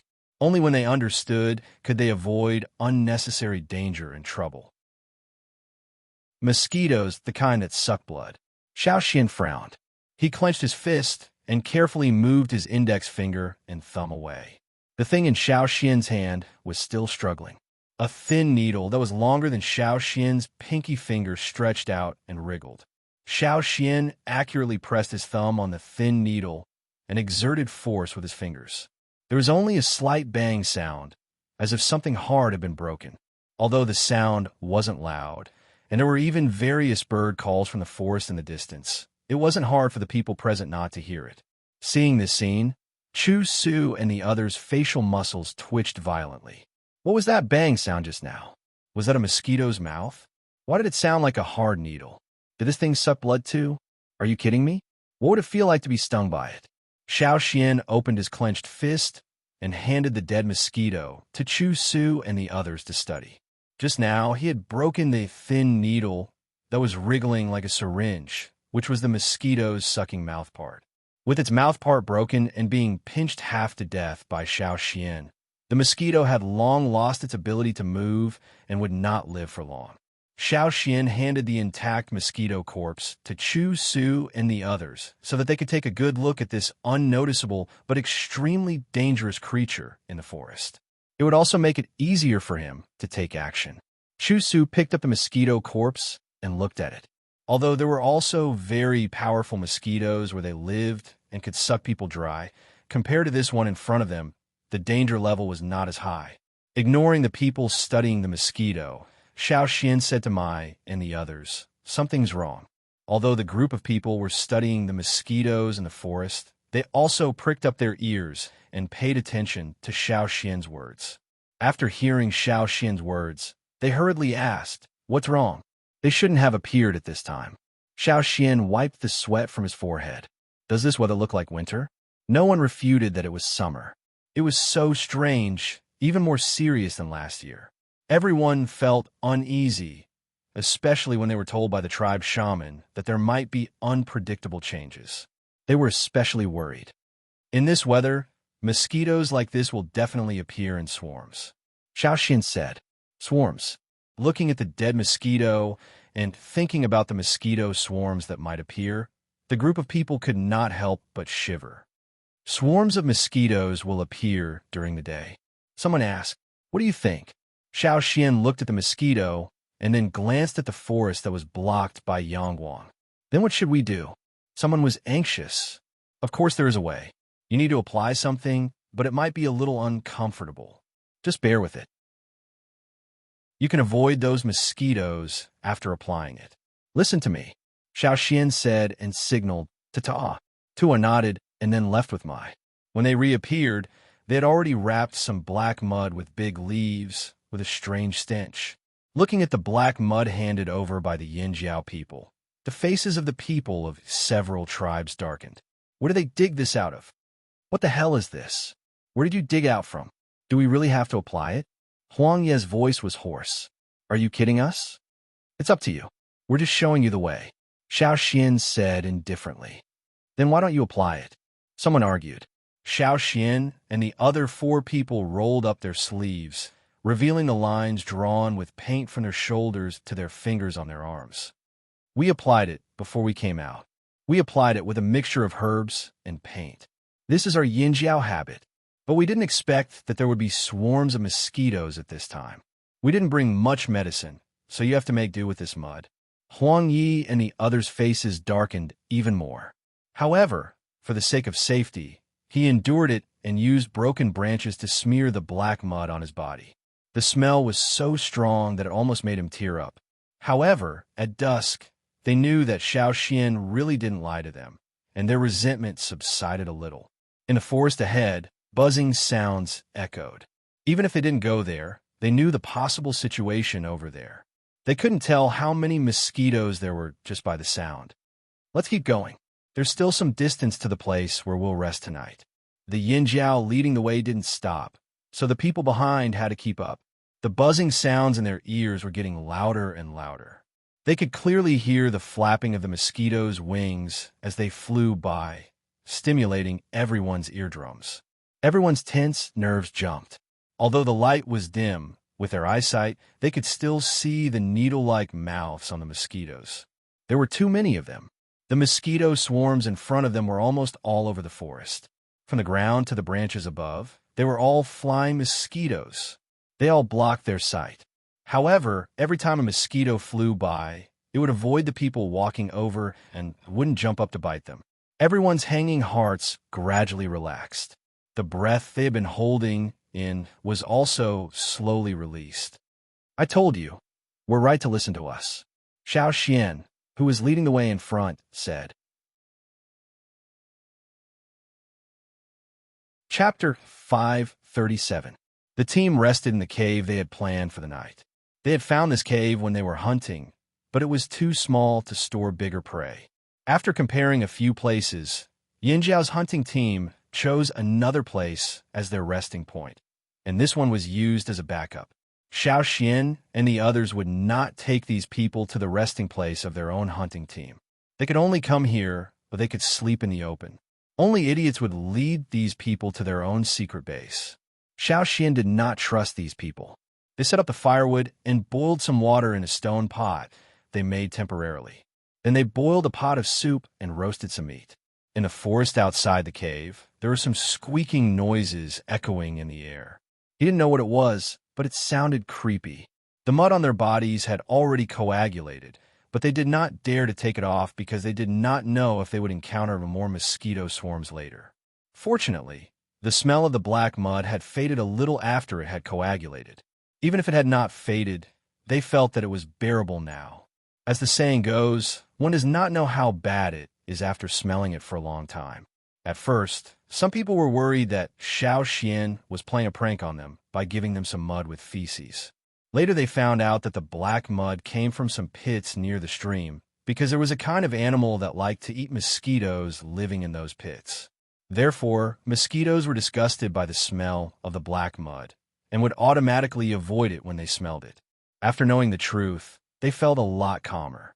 But what they did not know was that many animals that went to drink water in the pits where the black mud was produced would also be dragged into those pits. Although the Yinjiao people looked serious, they were actually laughing in their hearts. "What is that?" Chusa said, pointing at the foot of the mountain. Xiao Xian looked down the mountain. In the dark, there were some shining curves in the forest, winding to the distance. There was a small river there, and those shining things were actually some small creatures living by the river. At night, they would float from the bottom of the river and gather near the riverbank. The light they emitted would attract some animals that were attracted to the light. When those animals touched the water, they would find that they were glued to the water and unable to break free. In the end, they would be dragged into the water and eaten. "Don't go there. They will eat you," Xiao Xian said. Not every place that glowed was a channel that produced gems. Some places were absolutely dangerous, especially in a mountain forest like this. On the 15th day in the forest, the team had already left Yinjiao's hunting area and entered the heart of the fearsome beast forest. They had to be more careful as they went forward because the 5 Yinjiao people did not have much to guide them. No one knew what would be in front of them. The team slowed down. Xiao Xian, Duo Kong, Mai, and the other 4 gathered together. It looked like they were discussing something, but in reality, the other 4 were covering for Xiao Xian. They had seen too many Yinjiao people like this over the past few days, so they were already used to it. Therefore, the people from the other 6 tribes did not pay much attention to it and gathered together to discuss. In a place where no one could see, Xiao Xian was quickly tying a knot on a straw rope in his hand. When Xiao Xian opened his eyes and looked at the rope that was finally tied, he read the hints given by the knots. Xiao Xian pointed in a direction. Over there. The Yinjiao people had just finished discussing the direction when they heard a slightly arrogant voice say, "This old man has observed the weather and predicted that there will be rain tomorrow. At the latest, it will be the day after tomorrow, and it will not be light. It may even last for 2 to 3 days. How do you plan to deal with it?" Xiao Xian looked at the person who spoke. It was an elder of the Longboat tribe named Mu Yu. Along the way, he had heard him talk about observing the weather several times. The day before yesterday, he had even said that there would be no rain in 3 days. In fact, ever since they entered the forest, it had not really rained. Even if it did, it was just a small dot. Most of the time, it was sunny and the temperature was getting higher.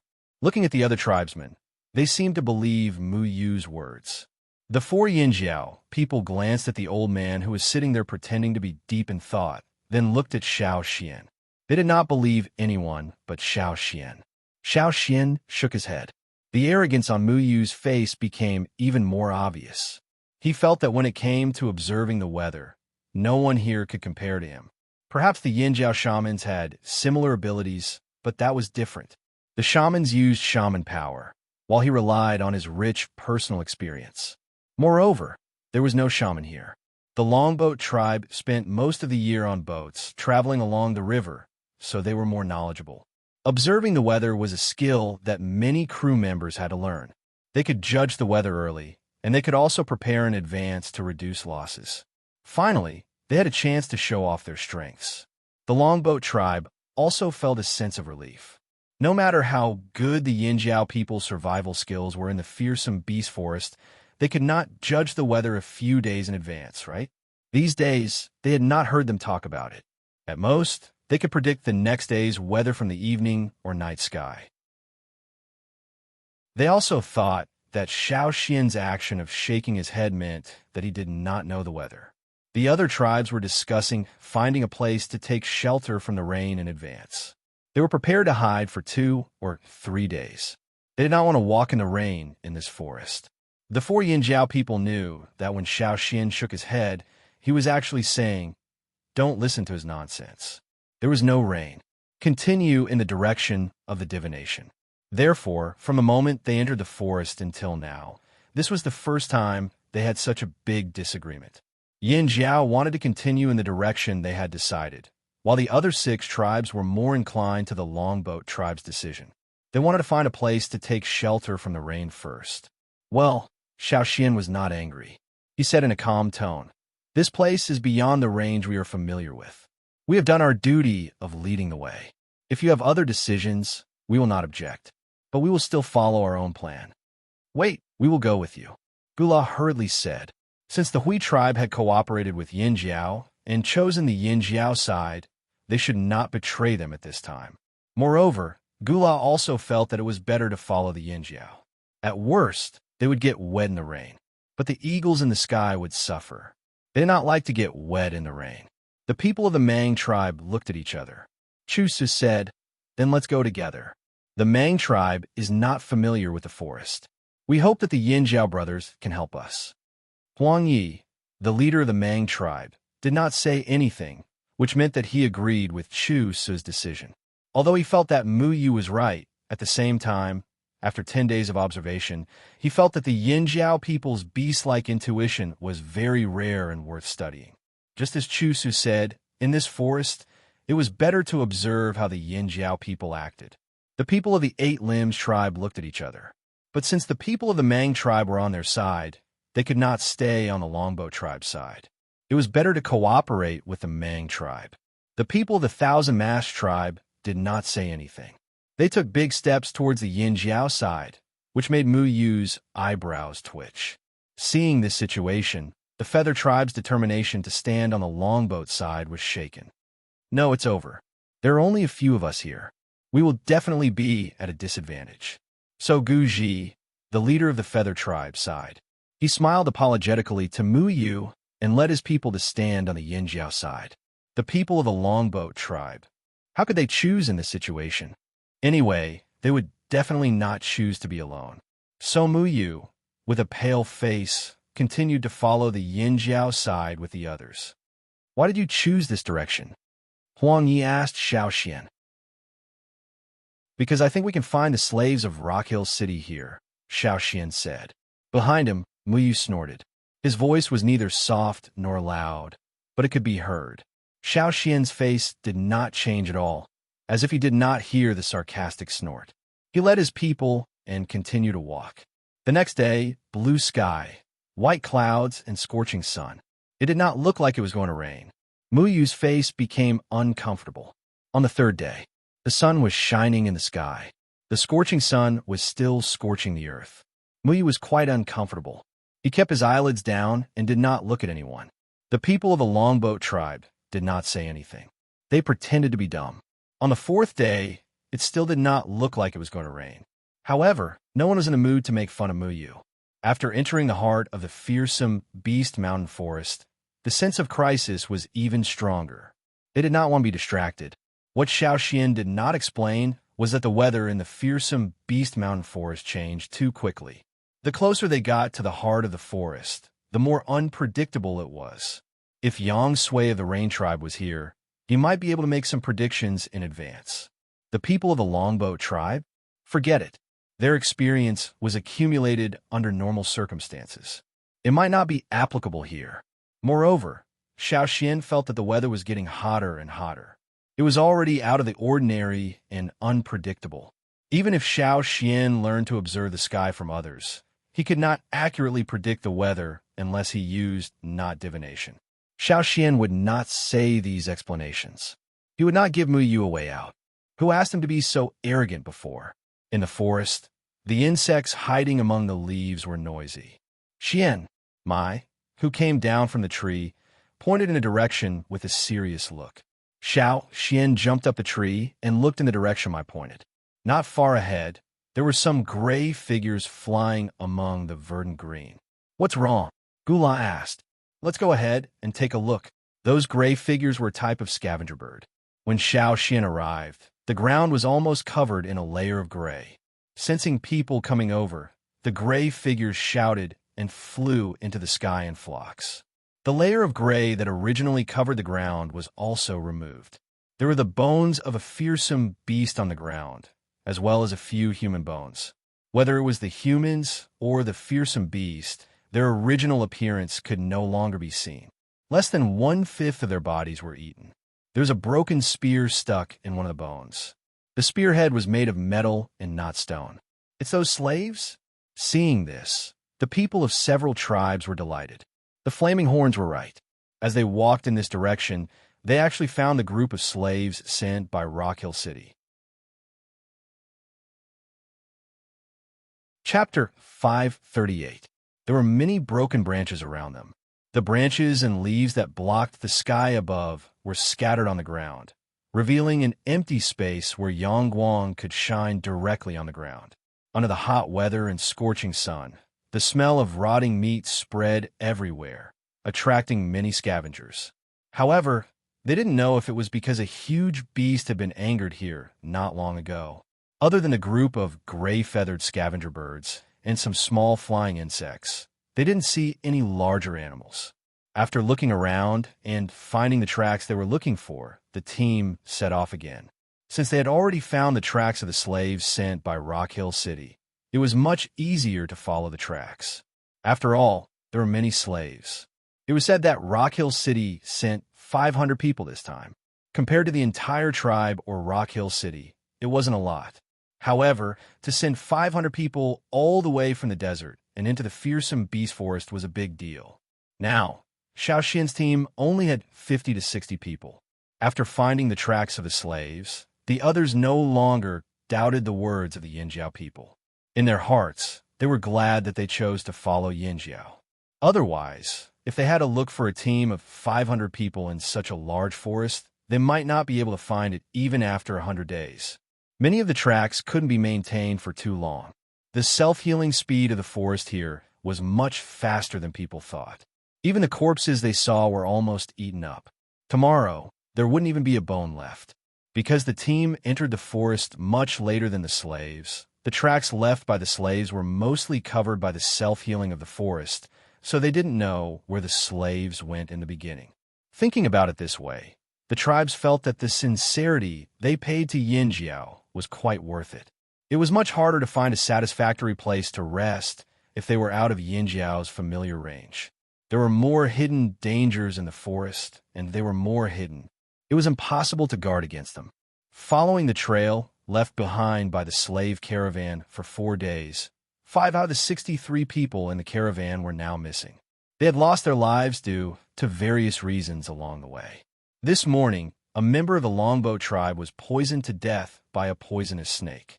They didn't even have time to rescue him. That person was bitten on the neck. Before anyone could check on his injuries, his entire neck turned black rapidly, as if it had been dyed with ink. It even started to fester. The person who was bitten died not long after. That was an intermediate totem warrior.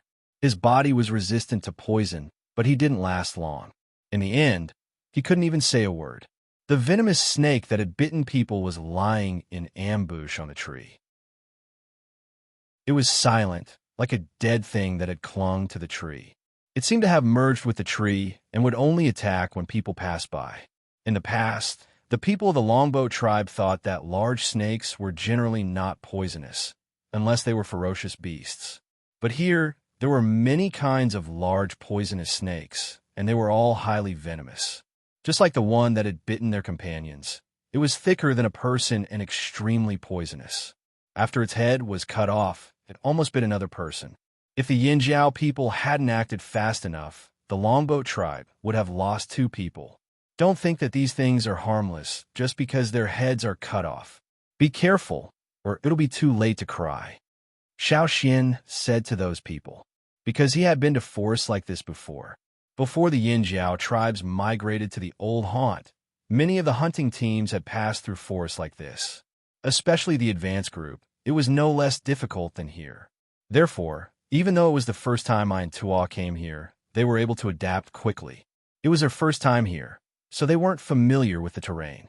They couldn't find a cave for them to rest in, so they had to sleep in the open most of the time. 2 days ago, when they were looking for a place to rest, they spent the night in the open air on a mountain. They didn't find a cave, so they rested in a leeward place near the mountainside.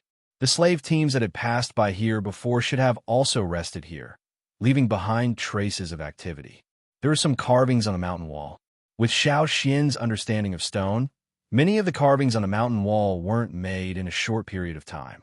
Some of them should have been made a long time ago. This also proved that there were slave teams that had been sent here before. Finding traces of slave activity also confirmed Xiao Xian's guess. The people from Rock Hill City had definitely caught the green-faced fang beast. Along the way, they saw some slave corpses from time to time. Some were already gnawed beyond recognition, and some were mutilated. In a place like this, humans were the prey. At noon, 2 people from the Eight Limbs tribe went to the river to get water. However, they didn't go too close to the river. The day before yesterday, one of their people was dragged into the river because he was too close. He didn't even see what was dragging him. The weather was getting hotter, and it was very tiring for them to travel. They were sweating all over. Walking in the forest, although the branches and leaves above blocked most of the Yangguang, everyone could feel the higher the temperature and the stronger the need for water. A thin wire was tied to a hard shell that looked similar to a coconut. The round shell had a hole half the size of a fist dugout. A stone was tied to the shell, and then the shell and the stone were thrown into the river 20 meters away. With a thud, the round shell was pulled down by the stones tied to it. The river water poured into the round shell from the whole dugout.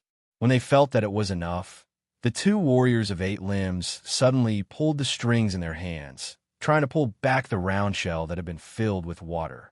As soon as the water-filled shell emerged from the water and was pulled into the air, a 2-meter-long figure suddenly jumped out of the river and bit the shell that was pulled into the air. Then, the shell fell back into the water, causing the water to splash everywhere. The 2 warriors who were fetching water could still clearly hear the cracking sound of the round shell that was filled with water breaking.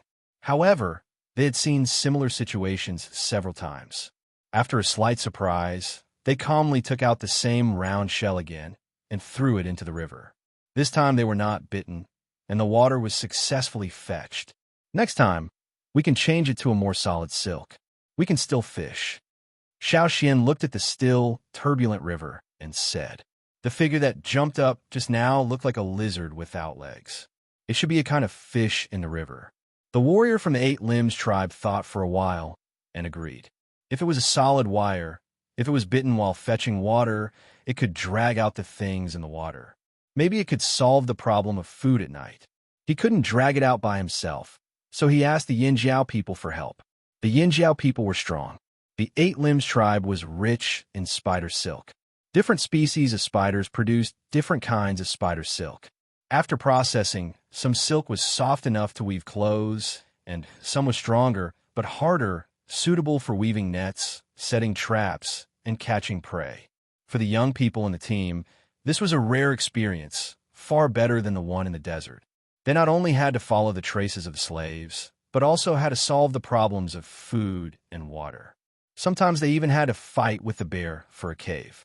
In the ferocious beast mountain forest at night, the cave was much safer. When they were looking for a place to rest for the night, they encountered a situation of fighting for a cave, but they didn't win that time. The giant bear was too smart, and it didn't come out at all. No matter how they provoked it, it just stayed in the cave and guarded that place. If the giant bear was lured out of the cave, they could cooperate to deal with it, or even turn it into their dinner. But if the bear didn't come out, it was difficult. The people outside couldn't rush in, and the bear in the cave made full use of the terrain to defend. The people in the team took turns to attack it, but they still couldn't lure it out. Chu Su and the others were roared at by the giant bear. The giant bear must have eaten fish because its saliva still had a strong fishy smell. Now Chu Su was walking with the fishy smell all over his body. However, they didn't know if it was the effect of the giant bear saliva, but there were several times when the people in the team were ambushed by beasts, but none of them attacked Chu Su. This was another kind of luck for him. Another half a day passed, and when the team went over a mountain, they stopped halfway up and planned a rest. "What's wrong?" Seeing Xiao Xian standing on a rock and looking into the distance, Duo Kong and the others came over and asked. Xiao Xian pointed to the front. "Did you notice anything different?" "Different?" Duo Kong and the others looked in that direction. "There are many mountains. Not only that, the leaves in that place are very different," Xiao Xian pointed out. Now that you mention it, I think so too. The leaves there look soft and tender. Duo Kong touched his chin and reached out to pluck a leaf from a shrub next to him to take a look. Perhaps it was because the weather was too hot and there was no rain for a long time, but many of the plants here looked a little withered. The leaves on the branches a little further away from the trunk looked very listless. However, when he looked in that direction again, although he couldn't see what kind of plants were growing on the mountain due to the distance, the emerald greenery there was indeed very eye-catching. Even the slanted sunlight couldn't dim them, especially in such a hot climate. The greenery there was so tender and fresh that water could be squeezed out with a little pinch. It was very refreshing. "Hey, look, there's smoke over there," Mai said. Mai's voice also attracted the others in the team to gather and look in front. Among the towering mountains, in a lush green field of vision, some gray smoke was rising from the mountain forest over there. However, because of the wind, it was blown away as soon as it came out. "It's that group of slaves. It must be them. We finally caught up." The people in the team were excited. Xiao Xian looked at the mountain over there and said, "Maybe what they're looking for is in the mountain forest in front of us." The team was silent, and more than 50 pairs of eyes looked at Xiao Xian. "Elder Xiao Xian means that it's here?" Huang Yi asked. Along the way, they had seen a lot. Their attitude towards the Yinjiao people had also changed significantly, especially Xiao Xian, who played a role in decision-making. When Huang Yi and the others spoke, they would use the word elder, which was also a kind of recognition. However, Xiao Xian didn't care about this. He didn't care whether others recognized him or not. At this moment, Xiao Xian looked at the mountain forest in front of him, thinking about the information about the green-faced fanged beast. There were many mountains in front of him, so there should be more water. At first glance, it gave people a sense of tranquility. In the fearsome beast mountain forest, it could be considered a special area. The green-faced fanged beast could really be there. Chapter 539. In the middle of the mountains, the sound of people shouting could be heard from the wooden houses that were built. These wooden houses were built recently. The broken parts of the wood were relatively new. The wooden houses were arranged here, and it looked like a mountain village that lived in seclusion in this uninhabited place. Thick wooden pillars more than 10 meters tall had been erected around the perimeter, forming a wall that blocked some of the smaller wild beasts outside.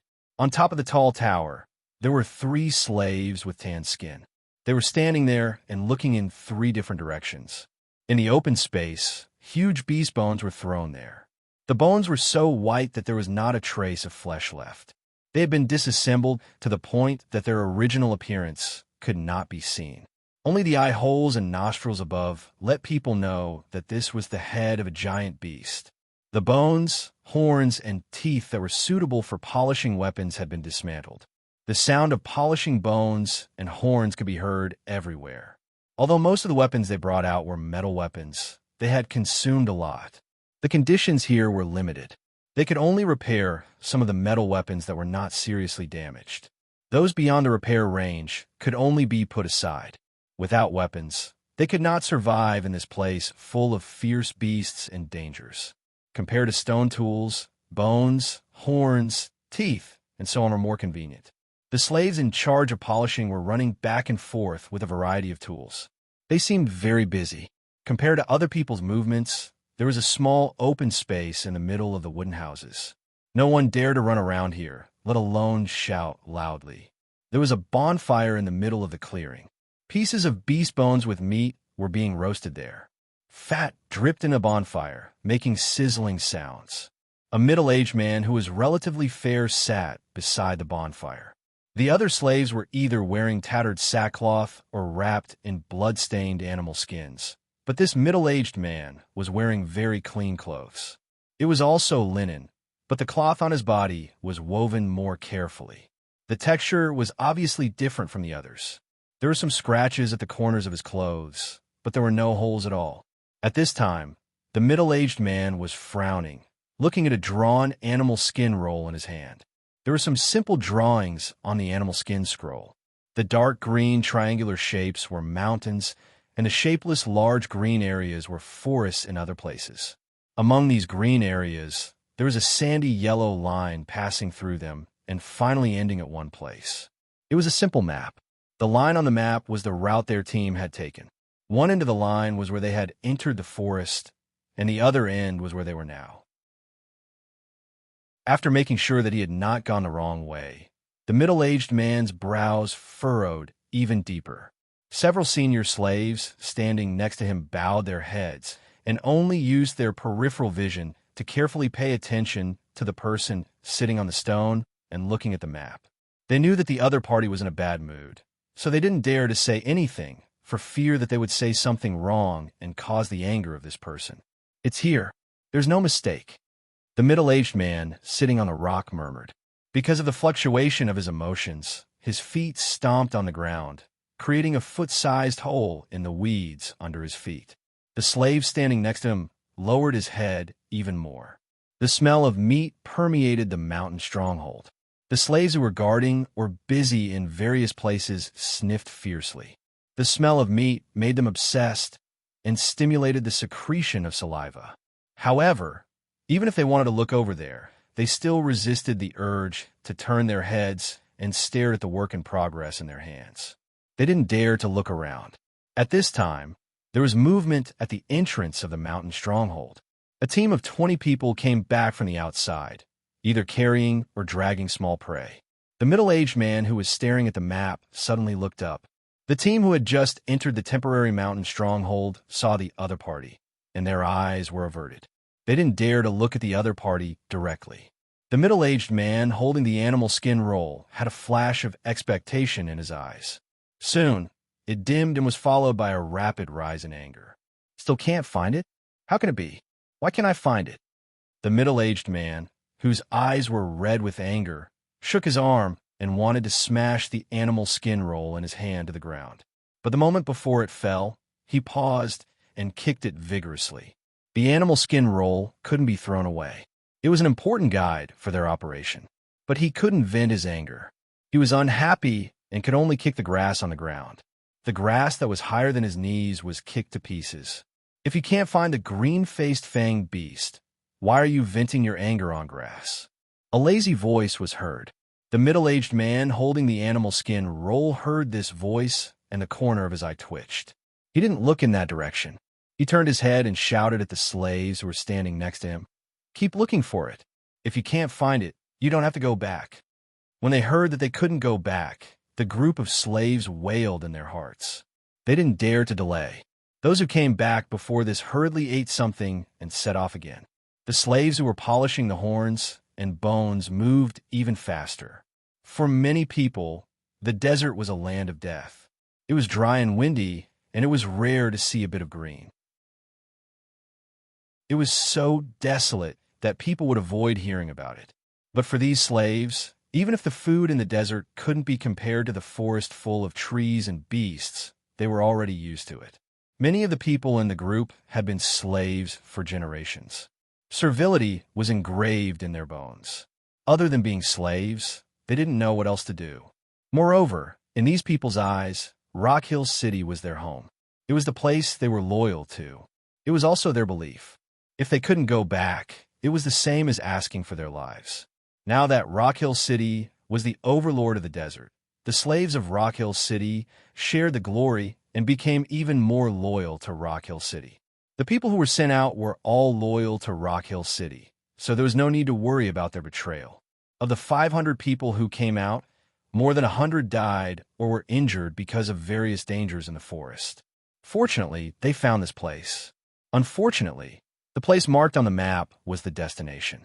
They searched for a few days and still couldn't find the target. The middle-aged man returned to the fire and sat on a rock to sulk.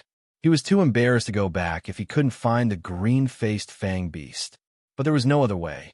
Was he supposed to turn the mountains upside down to look for it? After taking a few deep breaths, the middle-aged man couldn't help but ask, "Robber 4, how's your side?" "Didn't find it." These 3 words were just like this person's attitude. He was completely indifferent. He was not in a hurry and was very comfortable, as if he was playing. He seemed to be enjoying it. "Then why aren't you looking for it?" The middle-aged man squeezed the words out from between his teeth. He really didn't understand why Shu wanted to find the robbers. What else could they do other than steal? Eat? Robber 4 slowly walked to the fire and sat down. He picked up the nicely roasted ribs and started eating without caring about the heat. As he ate, he mumbled, "If it was so easy to find, you people from Rock Hill City wouldn't have only found 3 in a few hundred years." "Oh, right, sure. Robber 4 suddenly remembered something and said, "There are tribesmen following us." To Robber 4, the robbers were different. They weren't slaves, and they weren't traditional tribes. He was also very satisfied with the current state of the robbers. He felt that he was better than the average tribe. So, when he talked about tribes, he usually referred to other tribes and not robbers. Tribesmen? So fast. Sure didn't expect the tribesmen to find them so quickly. They wanted to steal the green-faced fanged beast. Feeling the murderous aura from Sure, Robber 4 still spoke slowly. "Actually, we don't have to care about them. Maybe they can help us find the green-faced fanged beast." Hearing this, Sure's eyes flashed. He didn't say anything, but he agreed with Robber 4. They had been here for a few days and hadn't made any progress. Maybe the tribesmen could find something? After finishing the meat, Robber 4 didn't stay any longer. He walked out of the village and into the dense forest outside. The slaves on guard acted as if they didn't see him. In the forest, the humid air dispelled the heat brought by the weather.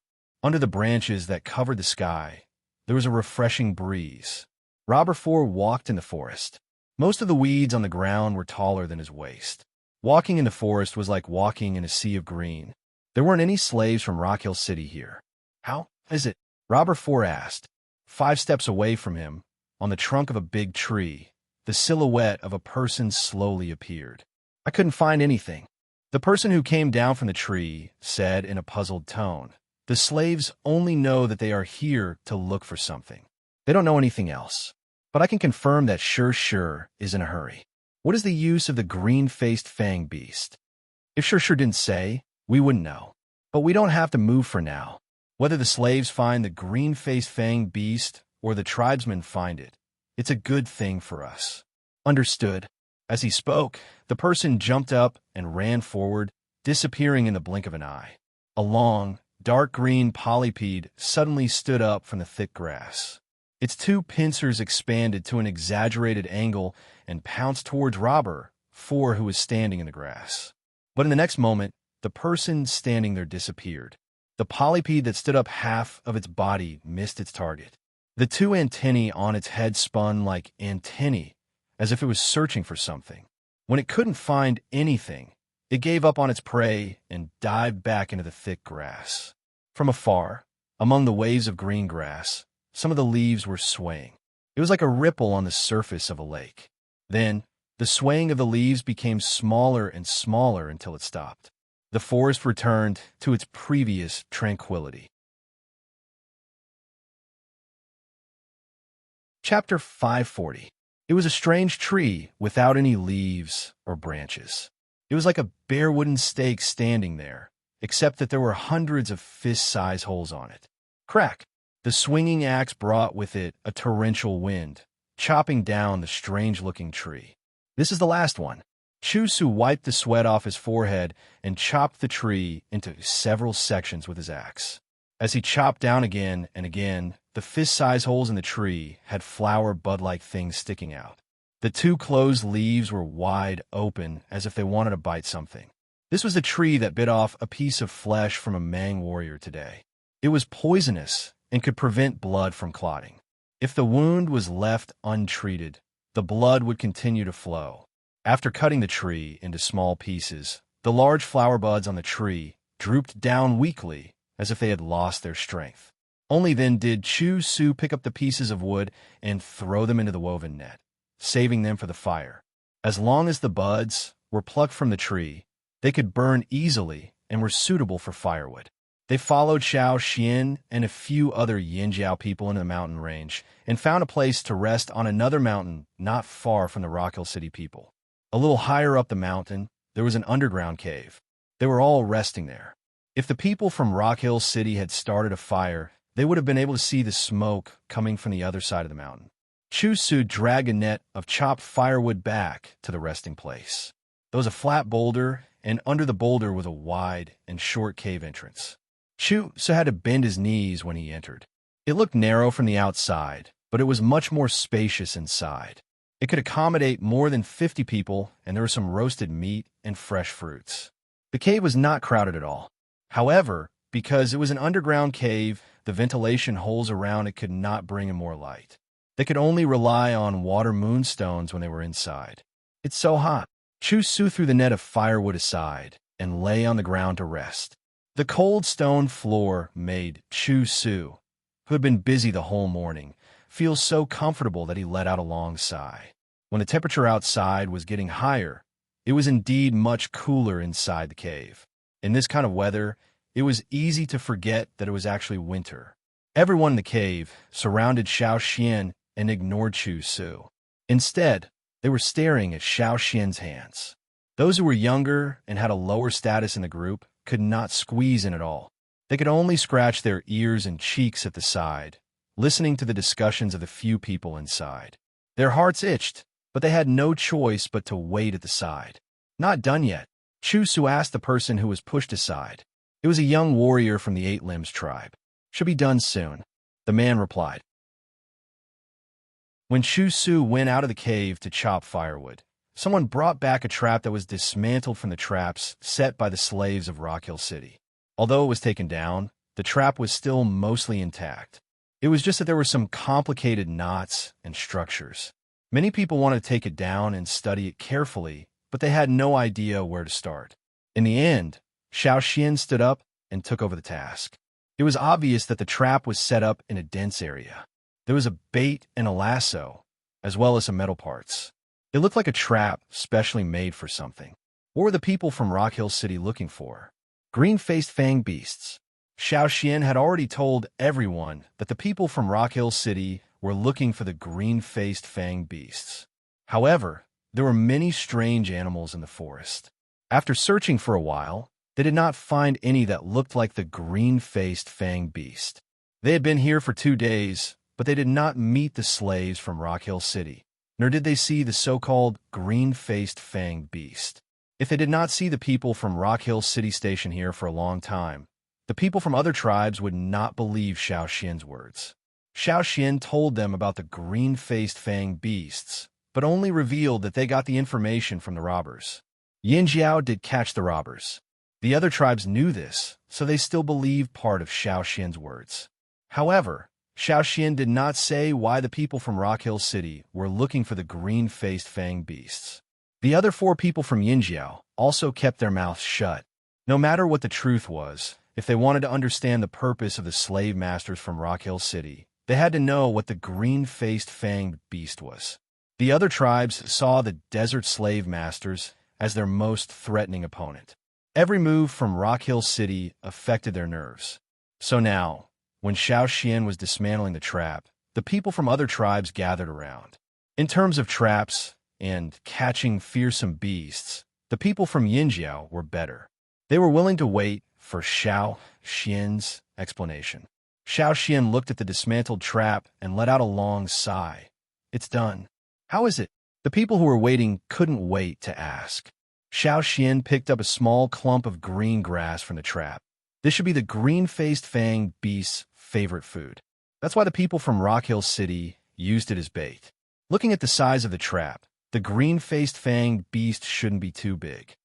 Xiao Xian stood up and gestured. The size range should be from this tall to this tall. According to Xiao Xian's speculation, the green-faced fang beasts shouldn't be taller than their chest. Of course, it could be taller, but that was the answer given by the trap. There should be horns around here. Xiao Xian picked up a burned branch and drew on the ground of the cave. The drawing that Robber 7 gave them was too abstract. Even though it was exactly the same as the original drawing, they couldn't see the specific appearance of the green-faced fang beast. Xiao Xian only drew it based on the information he knew. The people around Xiao Xian stretched their necks and stared at the drawing on the ground with their eyes wide open. It was as if they wanted to imprint it in their minds. Can we make an accurate guess with just one trap? Why don't we dismantle another trap? Huang Yi suggested. Again, it's not impossible, but it's easy to be noticed by the people from Rock Hill City. Someone hesitated. Do you really think they don't know? Xiao Xian threw away the branch in his hand and looked at the dismantled trap. Maybe they left this trap on purpose. On purpose? Why? Could it be that they changed the trap to fool us? Huang Yi asked. Probably not. I think the people from Rock Hill City want us to find it more. Why do you say that? Because they can't find it. Xiao Xian deliberately emphasized the words can't find it. The green-faced fanged beast was indeed not easy to find. Otherwise, Yinjiao's hunting team wouldn't have been able to find it until now. The slaves in Rock Hill City should have been carefully selected, and there were bandits following them. Even if the slaves didn't notice, the bandits must have noticed the existence of this group of people. They noticed the group of people following them, but they still pretended not to see them. The two sides hadn't met yet, but instead, they left a trap to catch ferocious beasts. Xiao Xian wouldn't believe that they didn't have other intentions. So, the people from Rock Hill City didn't come over these 2 days because they knew we were here? Guji walked in circles and thought, this is also a good thing. Let's go find our own things. Okay, let's follow Elder Xiao Xian's drawing and start looking for this green-faced fang beast. Huang Yi said and looked at Xiao Xian. Elder Xiao Xian, do you have anything else to say? Nothing else. I just want everyone to be mentally prepared. Xiao Xian said. What kind of preparation? The people in the cave looked at Xiao Xian. According to what Gula and the others saw in the sky, the people from Rock Hill City have already built houses and walls. It looks like they are prepared to stay here for a long time. Prepare to stay here for a long time? The cave was silent for a moment. Even the slaves in Rock Hill City could live in wooden houses. Were they really going to sleep in caves forever? Why don't we build houses? Huang Yi suggested. The people from the Feather Tribe had something to say at this time. It was a rare opportunity to show off. It's too eye-catching to build on the ground. Why don't we build houses in trees in the forest? It'll be harder to be discovered. Then you guys build houses. We'll go look around and see if we can find this kind of grass. Huang Yi distributed the grass that Xiao Xian handed over to everyone. Since they knew that green-faced fang beasts like to eat this kind of grass, they should go find a place with a lot of it. He didn't believe that they couldn't find one. They split up, and all the people in the cave went out at once, leaving only a few injured people behind. If they found anything unusual, they just had to blow the whistle. Xiao Xian's group of 5 moved together. Without the others, Duo Kong couldn't hold back his words. Xiao Xian, aren't you worried that those people will catch all the green-faced fanged beasts? Duo Kong didn't like to cooperate with those people. He didn't trust them. We'll see if we can find them. There were only 5 people from Yinjiao. Since the others were also targeting the green-faced fanged beasts, there was no need to hide anymore. The most important thing now was to confirm if the green-faced fanged beasts were really here. If they were really here, Yinjiao would have plenty of opportunities in the future. After all, they lived in the fearsome beast forest. Duo Kong thought about it and didn't say anything more. The grass they got from the trap didn't look special at first glance, but if you looked closely, you would find that it was different from many other similar grasses in the forest. The biggest difference was that when you sniffed it up close, you could smell a faint fragrance. This fragrance separated it from other grasses. The problem was that there were so many similar grasses in the forest. You couldn't just go and sniff everyone you saw, right? What if you were poisoned? As people who often hunted in the forest, the 5 people from Yinjiao had good eyesight. They were better than the others. However, they only found 5 stalks in the cave at night. On the whole mountain, they only found 5 stalks. The growth rate was terrifyingly low. The possibility of green-faced fanged beasts appearing here was also much lower. Don't worry, we'll continue tomorrow, Xiao Xian comforted them. Outside, the Feather Tribesmen were very efficient. They had already built small houses on the trees. Each house was about 10 square meters. They were covered with vines and branches, so it wasn't easy to find them. However, compared to those, the 5 people from Yinjiao still prefer to stay in the cave. That night, half of them stayed in the cave, while the other half stayed outside. Compared to other sleepless nights, Xiao Xian had a good night's sleep. He even had a dream. 624,564. Chapter 541. Under normal circumstances, Xiao Xian rarely dreamed. Every time he dreamed, there must be a reason, and it must be something important that might actually happen. Counting all the dreams he had so far, which one of them didn't have a strong hint? Xiao Xian sometimes wanted to have that kind of dream a few more times.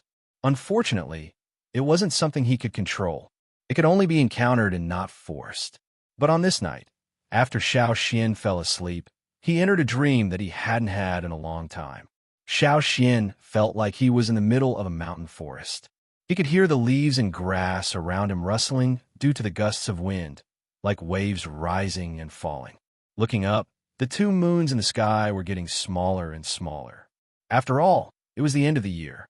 The two moons had separated into thin, curved buds, unable to bring enough light to the earth. There was no starlight, and the surroundings were very dark. Xiao Xian wanted to use his special vision to observe this place, but it was useless. After using it, it was as if he was shrouded in a thick layer of fog. It was worse than normal vision. Aside from the limitation of his vision, Xiao Xian felt that his mind was actually very clear. His senses were sharp, and he could clearly hear the subtle movements around him. This feeling was very strange. It was as if he knew that he was in a dream, but also had the sense of being in a real environment. Although the surroundings were very dark, Xiao Xian could still make out the rough outline of the surrounding trees and rocks. He just couldn't see them in detail. Rustle, rustle. It seemed to be the sound of the wind blowing. Amidst the rustling of the grass and trees, there was another sound. It wasn't obvious and was difficult to distinguish among the various sounds. If one's hearing wasn't good enough, they might not be able to hear it. In the dense grass, something was moving quickly. It whizzed past Xiao Xian not far away. Xiao Xian only saw a blurry shadow running into the distance like the wind. He could even feel the waves of air as the shadow ran past. Without thinking too much, Xiao Xian hurriedly chased after the sound. Based on his intuition, he felt that it should be his target. That figure ran very fast. In the dense forest, it moved freely without any hindrance. Moreover, its movements were very quiet. They ran out of the dense grassy area, past a stone field, across a small stream, and into a forest. The shape of the trees, they were strange. They were crooked, like weeping willows that had been shaken by a strong wind. They looked like they would fall with just a little more pressure. However, due to the dim surroundings, Xiao Xian couldn't see clearly. As Xiao Xian chased after the sound, he heard a crunching sound in front of him. It sounded like the sound of something being chewed quickly. Occasionally, there was the sound of grass being torn apart. Xiao Xian wanted to take a closer look, but the figure quickly left. It continued to move at the same speed as before, shuttling through the forest. It would occasionally stop to rest, and then there would be the sound of chewing again. All of a sudden, Xiao Xian's muscles tensed up as a strong sense of danger washed over him. From where the chewing sound came from, a pair of glowing green eyes looked over and stared straight in Xiao Xian's direction. Xiao Xian couldn't see what the eyes looked like, but he could feel a murderous aura coming straight at him. He didn't have time to think. The pair of glowing eyes in the dark lowered, no longer looking in his direction. However, the murderous aura grew stronger. Xiao Xian wanted to avoid it, but his body remained in place, facing the rapidly approaching figure. In the dark night, it seemed like a sharp sword was coming straight at him. In the next moment, he felt like his entire body would be pierced through. Whoosh! Xiao Xian suddenly opened his eyes and sat up. The feeling of almost being pierced through by a sharp blade in his dream was still clear in his mind. His tense muscles made his body slightly stiff. What's wrong, Xiao Xian? My, Duo Kong, and the others heard the noise and quickly asked. During the day, Xiao Xian's analysis of the traps made many people unable to sleep at night. They were thinking about all kinds of things, including the 4 people from Yinjiao. Even if they did sleep, they couldn't sleep well. Xiao Xian sat up so suddenly that it scared the sleepy people awake. They thought they were being attacked. I'm fine. Xiao Xian raised his hand to wipe his forehead. His hand was covered in cold sweat, and he was still panting. "You don't look like you're fine," another voice in the cave said. It was a person from the Thousand Masks tribe. Xiao Xian ignored him and said to Duo Kong and the others, "It was just a dream." When the others in the cave heard Xiao Xian's words, they only thought that Xiao Xian was probably thinking too much. It was probably a nightmare. They didn't expect this kid to be so cowardly.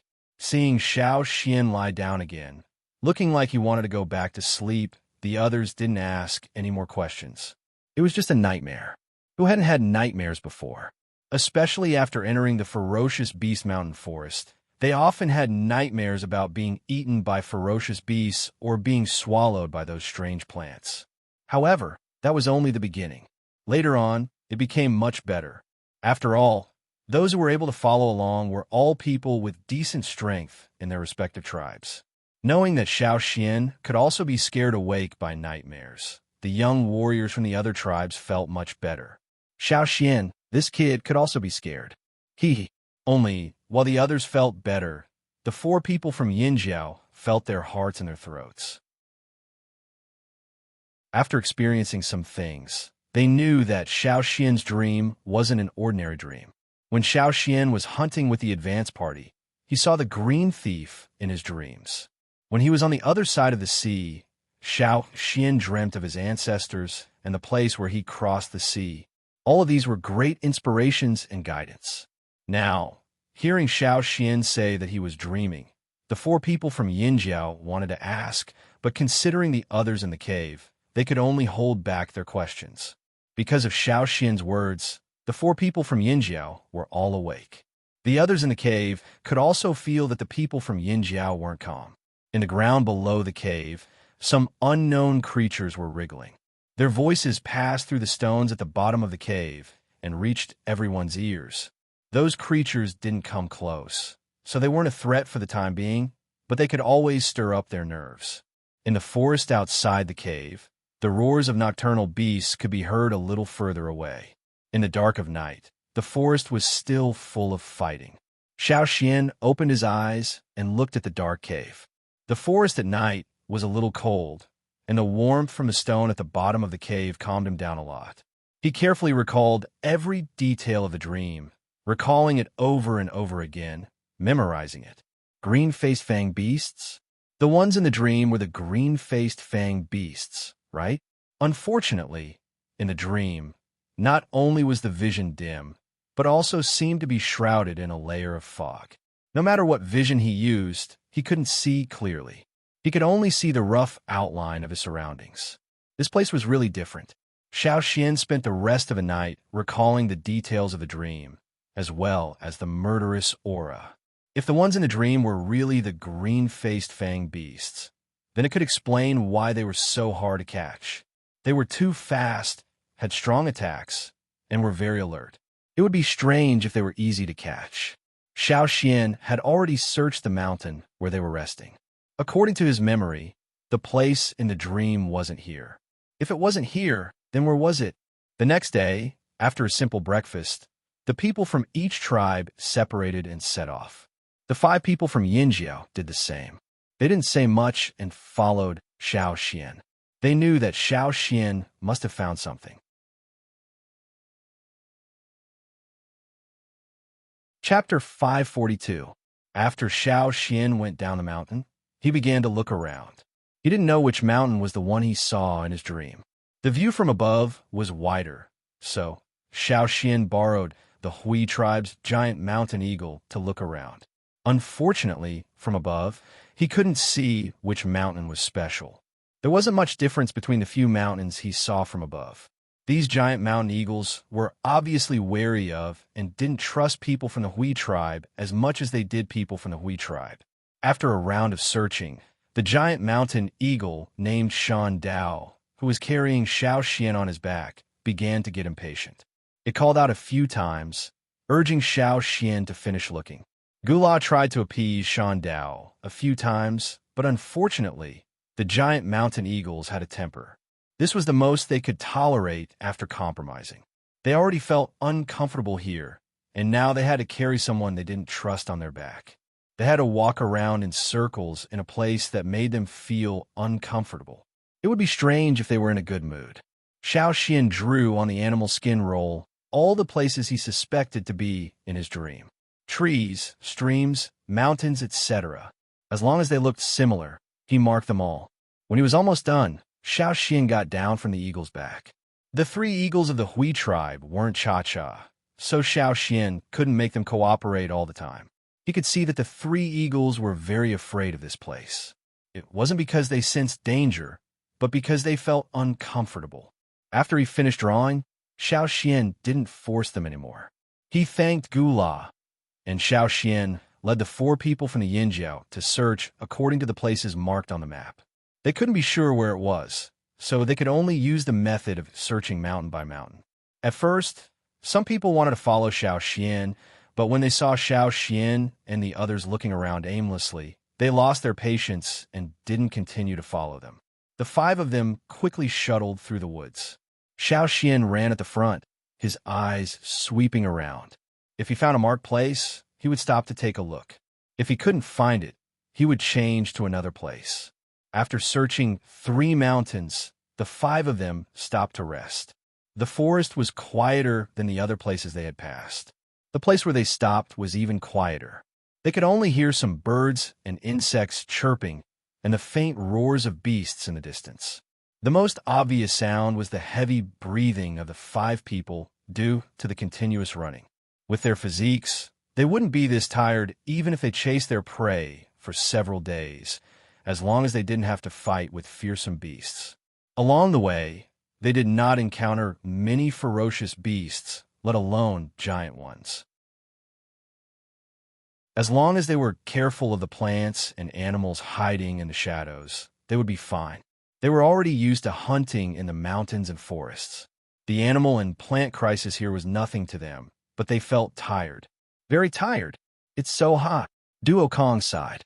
Last winter, they were almost buried in the snow. But this winter, it was unbearably hot on this side of the sea. 2 extremes.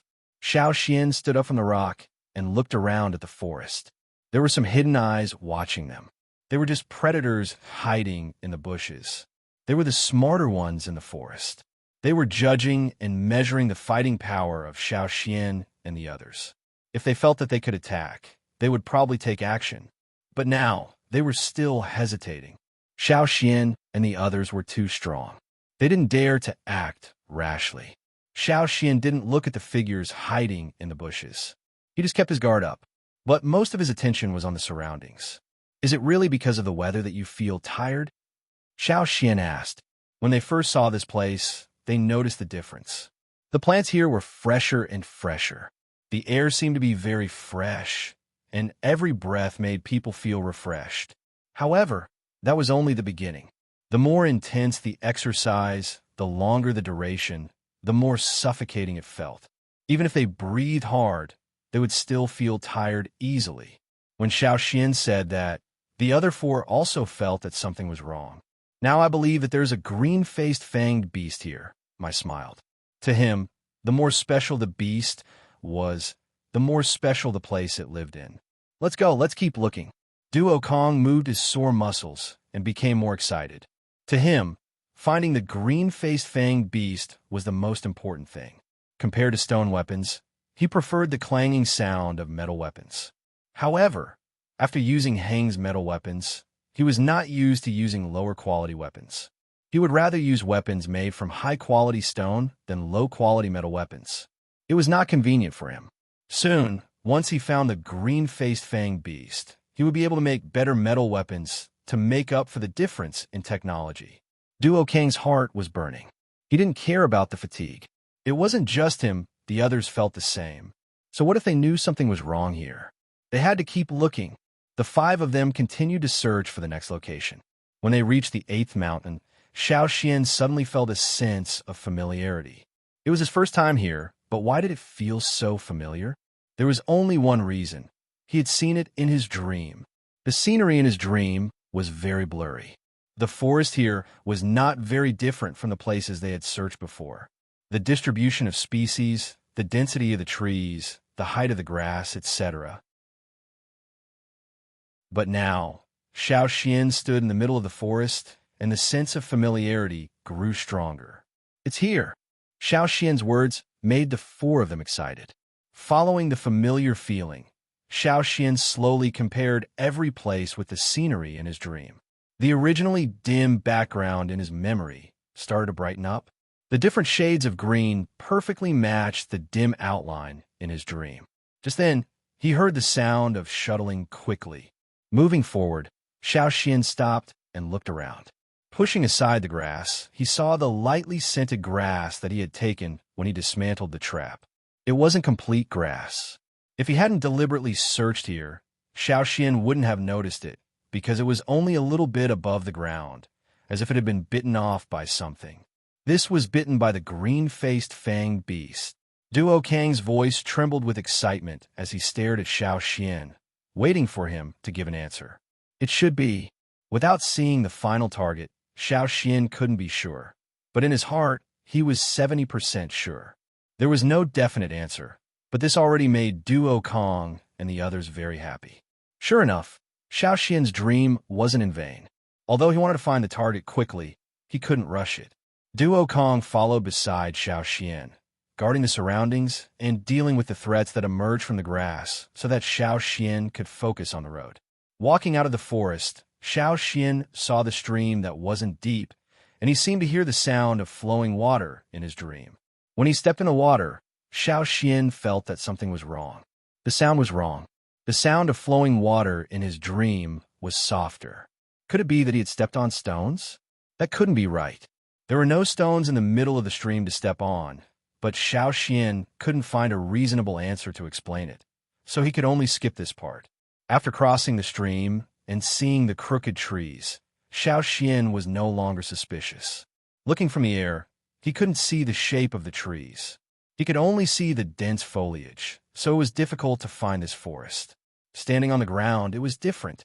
The crooked trunks were clearly displayed in his field of vision. This was the place. There was no mistake. The stench of rotting flesh wafted through the air. There were also the threatening roars of birds and beasts. The five of them looked at each other and walked over with light footsteps. They were getting closer and closer to the place where they had been attacked in the dream. The stench of rotting flesh was also getting stronger. The scavenger birds pecked at each other, fighting for food. Some small beasts roared and chased away the birds that had landed. Their behavior caused another scuffle.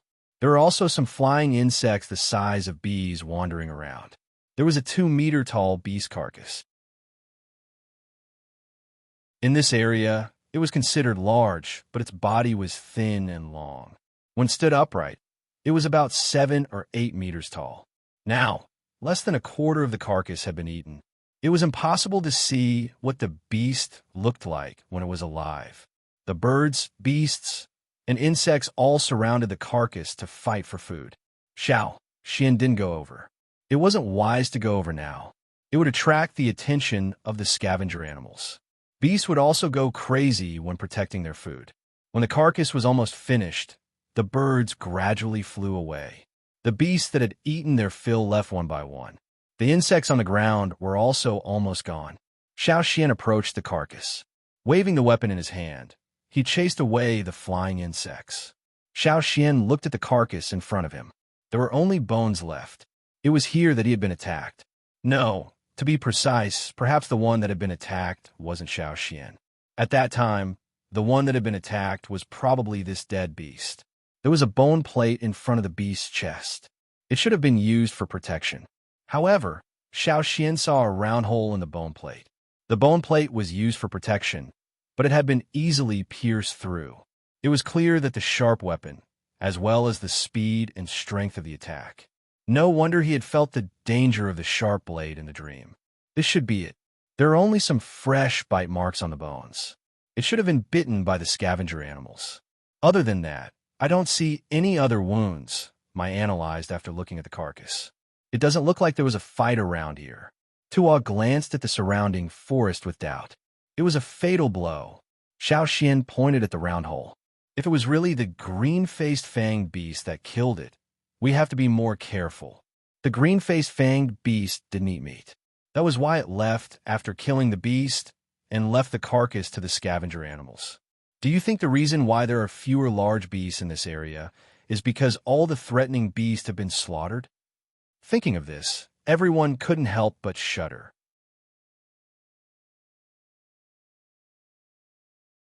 Chapter 543.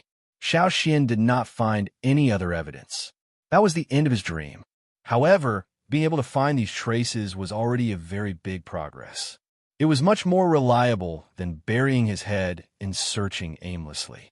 Xiao Xian and the other four walked around and found a few more traces of the grass that the green-faced fang beast liked to eat. However, they were all gnawed to the point where only a small part of the grass was left. After marking them on a rough map, Xiao Xian removed the bone plate with a hole from the beast carcass and walked back with Duo Kong and the others. On the way back to the mountain where they rested, Xiao Xian felt someone watching them from afar. However, when Xiao Xian looked over, that person quickly left.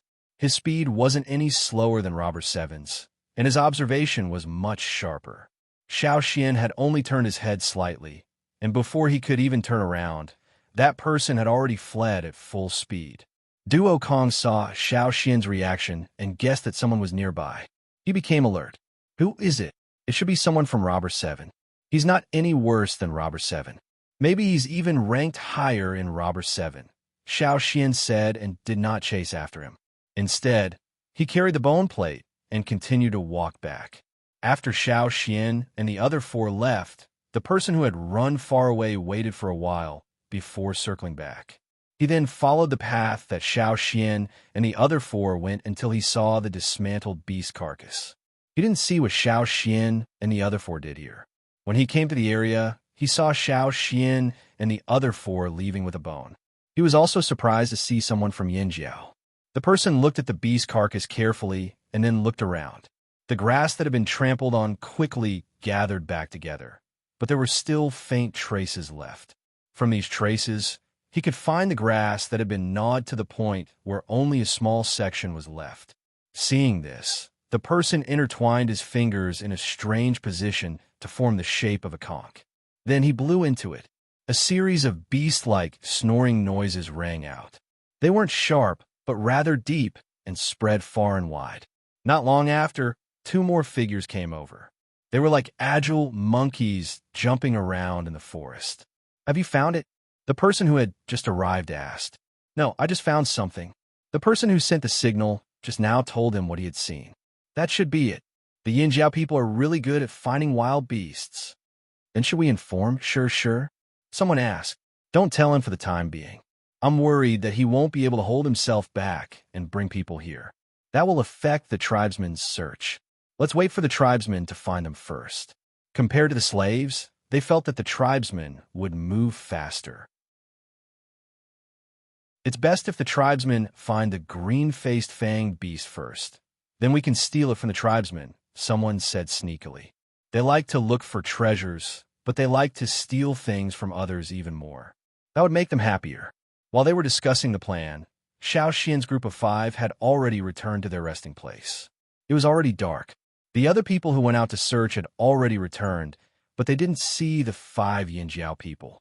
Gula and the others were worried, so they rode an eagle out to search. When they saw Xiao Xian's group, they returned together. What's this? Gula asked when he saw Xiao Xian holding a bone with a hole in it. I found this thing today. I suspect that the hole was made by the green-faced fanged beast. Xiao Xian didn't tell them about the dream. He only told them about the results of today's search. Even if they didn't live a hunting life before, the other tribesmen had a general understanding of the hardness of beast bones.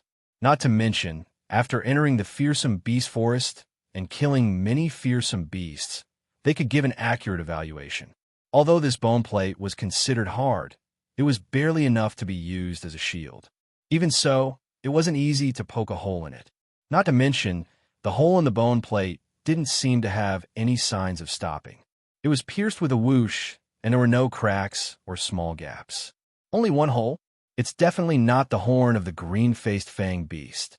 As I said before, the green-faced fanged beast has hooves, but no horns. If the hole was really made by the green-faced fanged beast, then it should be its teeth, Huang Yi analyzed. But even if the green-faced fanged beast caused all this, there's only one hole. Didn't Xiao Xian also say that the green-faced fanged beast has two pointed teeth? Chu Su asked. Maybe it only has one tooth, Huang Yi guessed. For them, the purpose of this trip was to figure out what the slave owners wanted and what they wanted to do. Now, they were just waiting to catch a green-faced fanged beast and bring it back for research. No matter what the truth was, and whether the hole in the bone plate was made by the green-faced fanged beast, everyone had to be vigilant. If it could easily poke a hole in the bone plate, it would be even easier to poke a human. At night, some people still slept in the trees outside the cave, some slept in the cave, and the rest took turns to be on guard. As the night deepened, the surroundings began to quiet down. The insects seemed to have shut up, and it was particularly quiet. Rustle, rustle. It was like the sound of the wind blowing the waves of grass with a rhythmic rhythm. In such a dark night, there was a strange sense of calmness. This kind of night made people sleepy. Among the swaying grass and the sound of the branches colliding with each other, there was a sound that was not obvious. It was coming closer to the mountain. The warrior on guard looked in that direction, but did not find anything. There was only the movement of the thick grass swaying with the wind. He stared for a few seconds before turning to leave. Just as he turned around, a pair of eyes with a dim light appeared from the grass. The warrior who had just taken 2 steps felt the hair on the back of his neck stand up. The feeling of being targeted by a prey was like being in an ice cellar. He quickly turned to look in that direction and threw a spear in his hand. The spear pierced into the grass, and the people on guard only saw a figure flash in the dark forest and disappear in the blink of an eye. What was that? One person asked. I don't know. Could be the green-faced fanged beast. Another warrior asked. No way. The green-faced fanged beast came here by itself?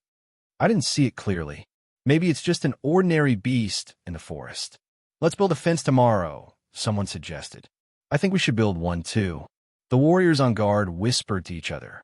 After the figure left the mountain, it passed through the forest and came to another mountain.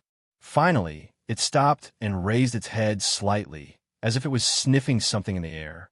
It smelled a fragrance that it liked. Then, like the wind, it passed through the forest until it came to the place where the fragrance came from. There was a trap there.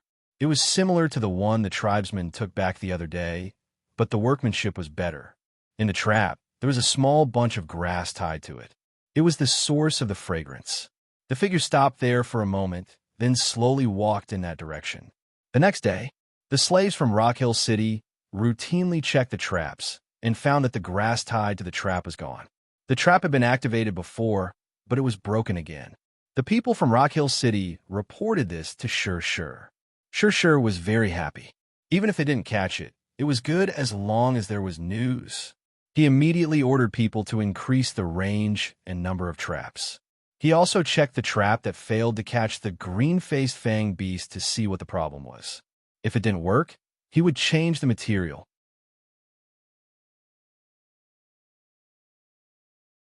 Chapter 544. The movements of the slaves naturally couldn't be hidden from the people of this tribe. Both sides had a tacit understanding. They knew of each other's existence, but they didn't take the initiative to attack. They rarely stepped into each other's mountains, but if there was any movement, they would know. They were secretly watching each other. Did a green-faced fanged beast appear last night? I think so, but I don't know if they caught it yet. From the looks of it, they're setting up more traps. The elders of the other tribes were discussing. In fact, after studying the traps set by the people of Rock Hill City, the people of the Longboat tribe and Thousand Mast tribe also made a replica. They plucked more grass. The next day, when they heard that there was a green-faced fanged beast next door, they excitedly rushed over to see their own replica trap. Unfortunately, they only saw a smooth trap. Not a single strand of grass was left on it. Even a lasso on the trap was barely touched. The replica was only a replica.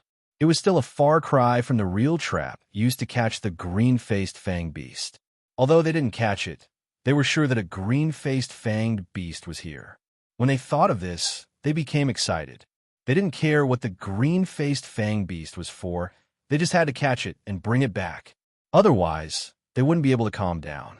The people of the Mang tribe and Eight Limbs tribe saw this and started to set up their own traps. However, they were resting on another mountain. The grass on this mountain was almost completely plucked. The traces of human activity were too obvious. If they set up a trap, it wouldn't be effective.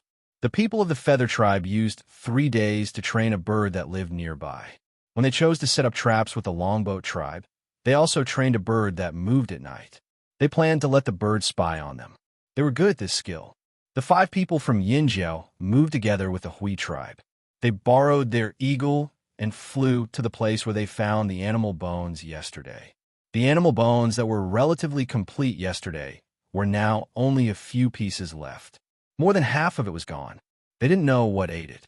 Xiaoxian didn't look at the animal bones anymore. He glanced around and took out a straw rope. The people of the Hui tribe were in the sky, so they couldn't see what was happening here. There were only 5 Yinjiao people in the forest. If there was any movement, they would inform the people in the sky. Not divination was not a panacea.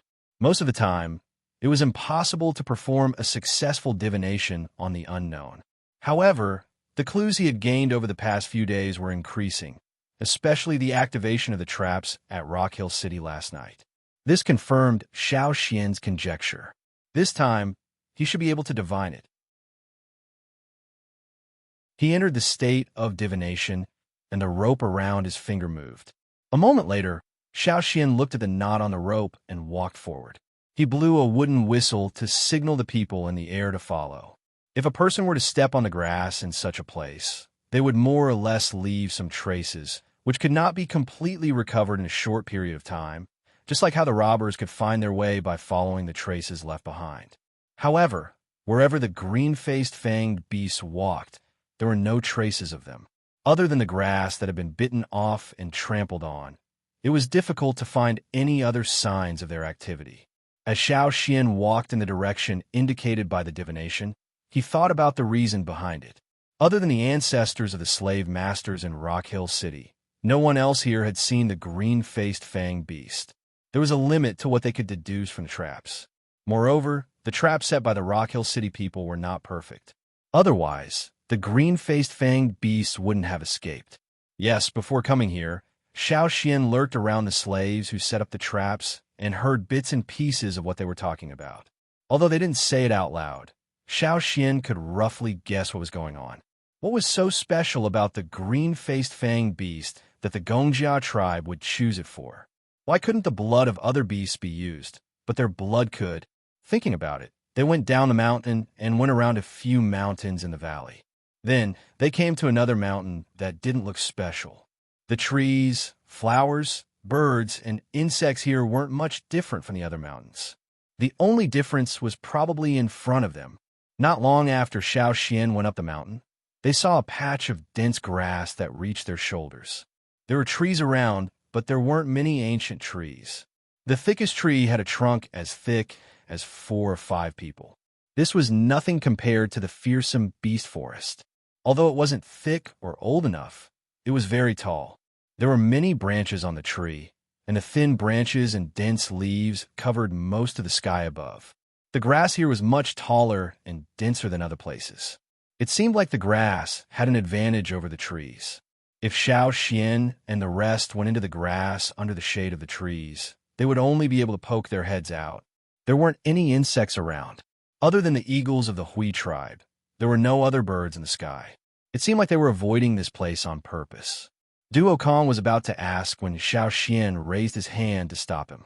Listening carefully, the sound of grass waves blown by the mountain wind was rustling, and in the midst of the rustling of the dense grass leaves, there was a sound like boiling steam spurting out of a slit.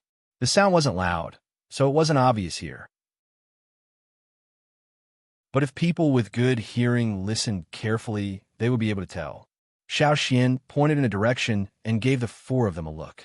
Needless to say, Duo Kong and the rest ran in 2 different directions.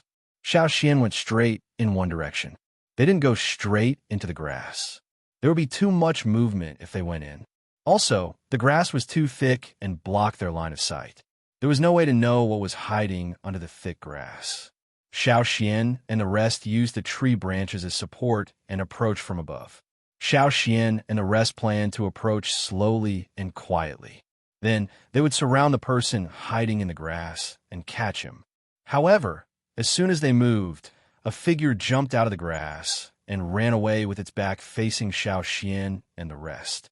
Xiao Xian had calculated the approximate size and back height of the green-faced fanged beast based on the traps set by the people of Rock Hill City. If there was a green-faced fanged beast here, it should be completely buried in the grass. After all, according to Xiao Xian's calculation, the taller green-faced fanged beast should only reach their chest. However, Xiao Xian and the rest could barely stick their heads out of the grass, let alone a green-faced fanged beast that was shorter than them. However, the figure that suddenly jumped out of the grass was much taller than the grass. It wasn't a green-faced fanged beast. Did they guess wrong? The moment they saw the figure jump out, Duo Kong and the rest hesitated for a moment. Only Xiao Xian didn't stop. "That's it. Chase!" Xiao Xian shouted. "That's it. The one that was so much taller than grass." No, that's not right. It wasn't taller than the grass because of its size, but because it was directly on top of the grass. It was really running. Yang Guang was projected from the gaps between the branches, forming beams of light that crisscrossed onto the forest. A figure with green stripes on his body was running like the wind, stepping on the waves of grass.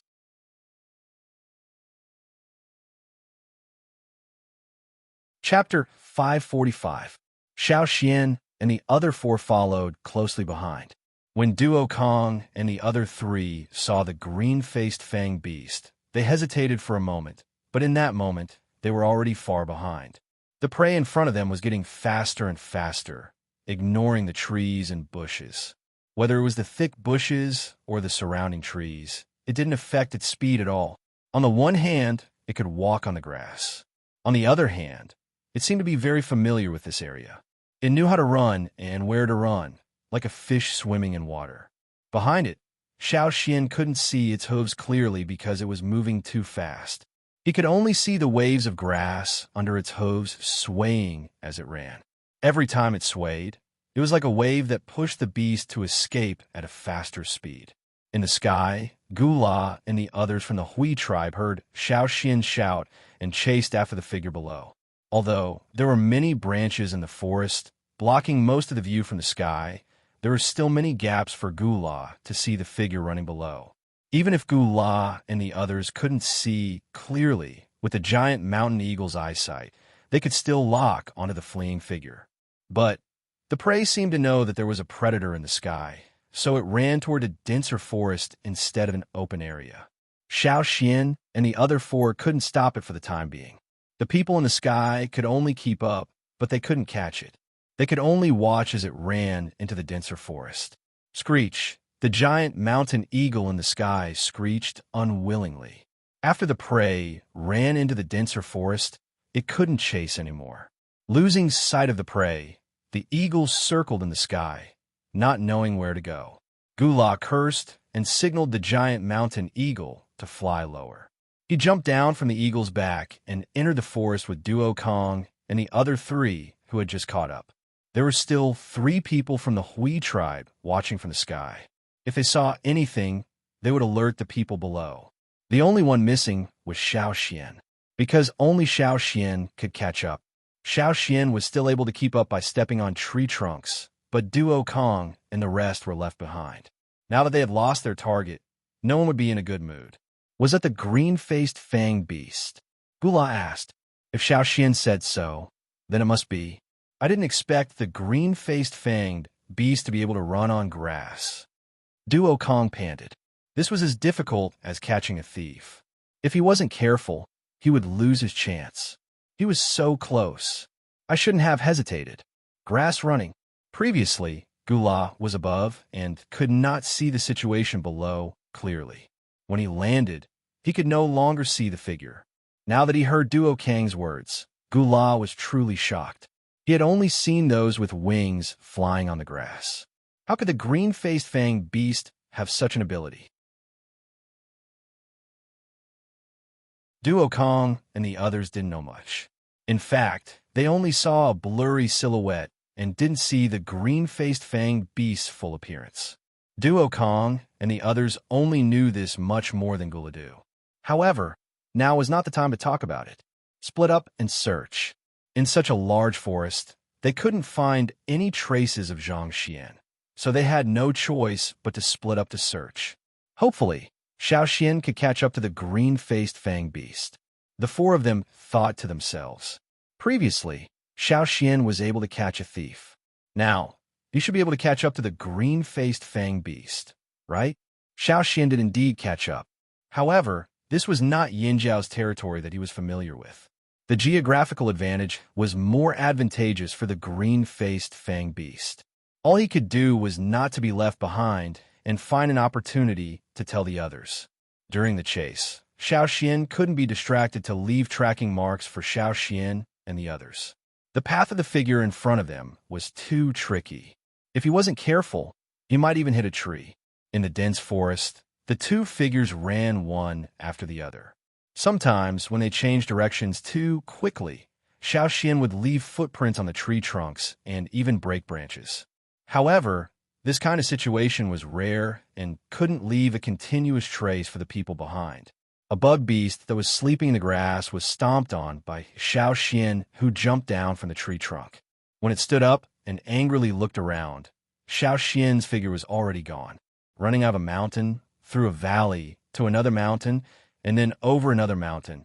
The figure in front of them was still running tirelessly and didn't show any signs of slowing down. Just when Xiao Xian thought that this would be a long chase, the running figure in front of them suddenly stopped as if it had stepped on the brakes. Xiao Xian didn't dare to approach immediately. He had limited knowledge of the green-faced fanged beast. When he didn't know their attacking habits, Xiao Xian would keep a relatively safe distance from it, especially when he knew that it could easily kill a beast that was much bigger than it. Previously, he was only focused on chasing and didn't care about anything else. Now that it had stopped, Xiao Xian realized that the one in front of him seemed to be a little fat.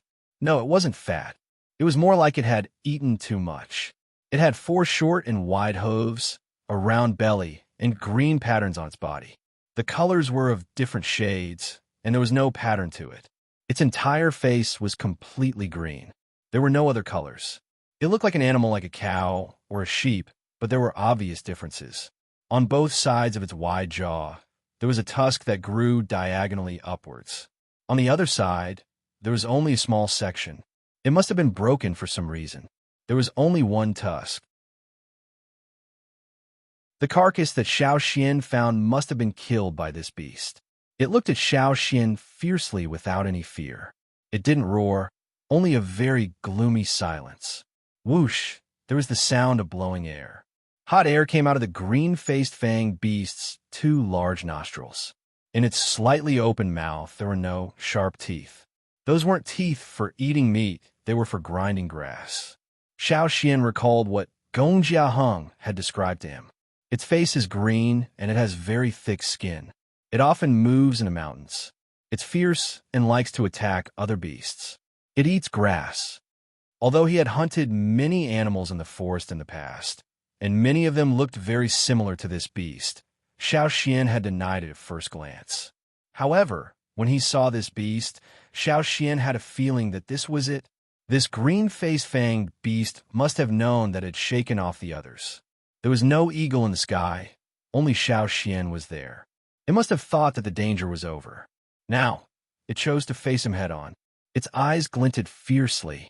It lowered its head and pointed its tusk at Xiao Xian, signaling it to attack. It did not make any other unnecessary movements. Instead, it stomped on the ground with its 4 stubby hooves and leapt into the air, charging towards Xiao Xian. It was just like the attack Xiao Xian saw in his dream. Xiao Xian had to be careful when facing a beast that could easily break through the bones of the beasts in the forest. He had already blown the wooden whistle, and the sound of birds chirping could be heard. However, he didn't know when Duo Kong and the rest would arrive. Before that, he had to deal with it himself.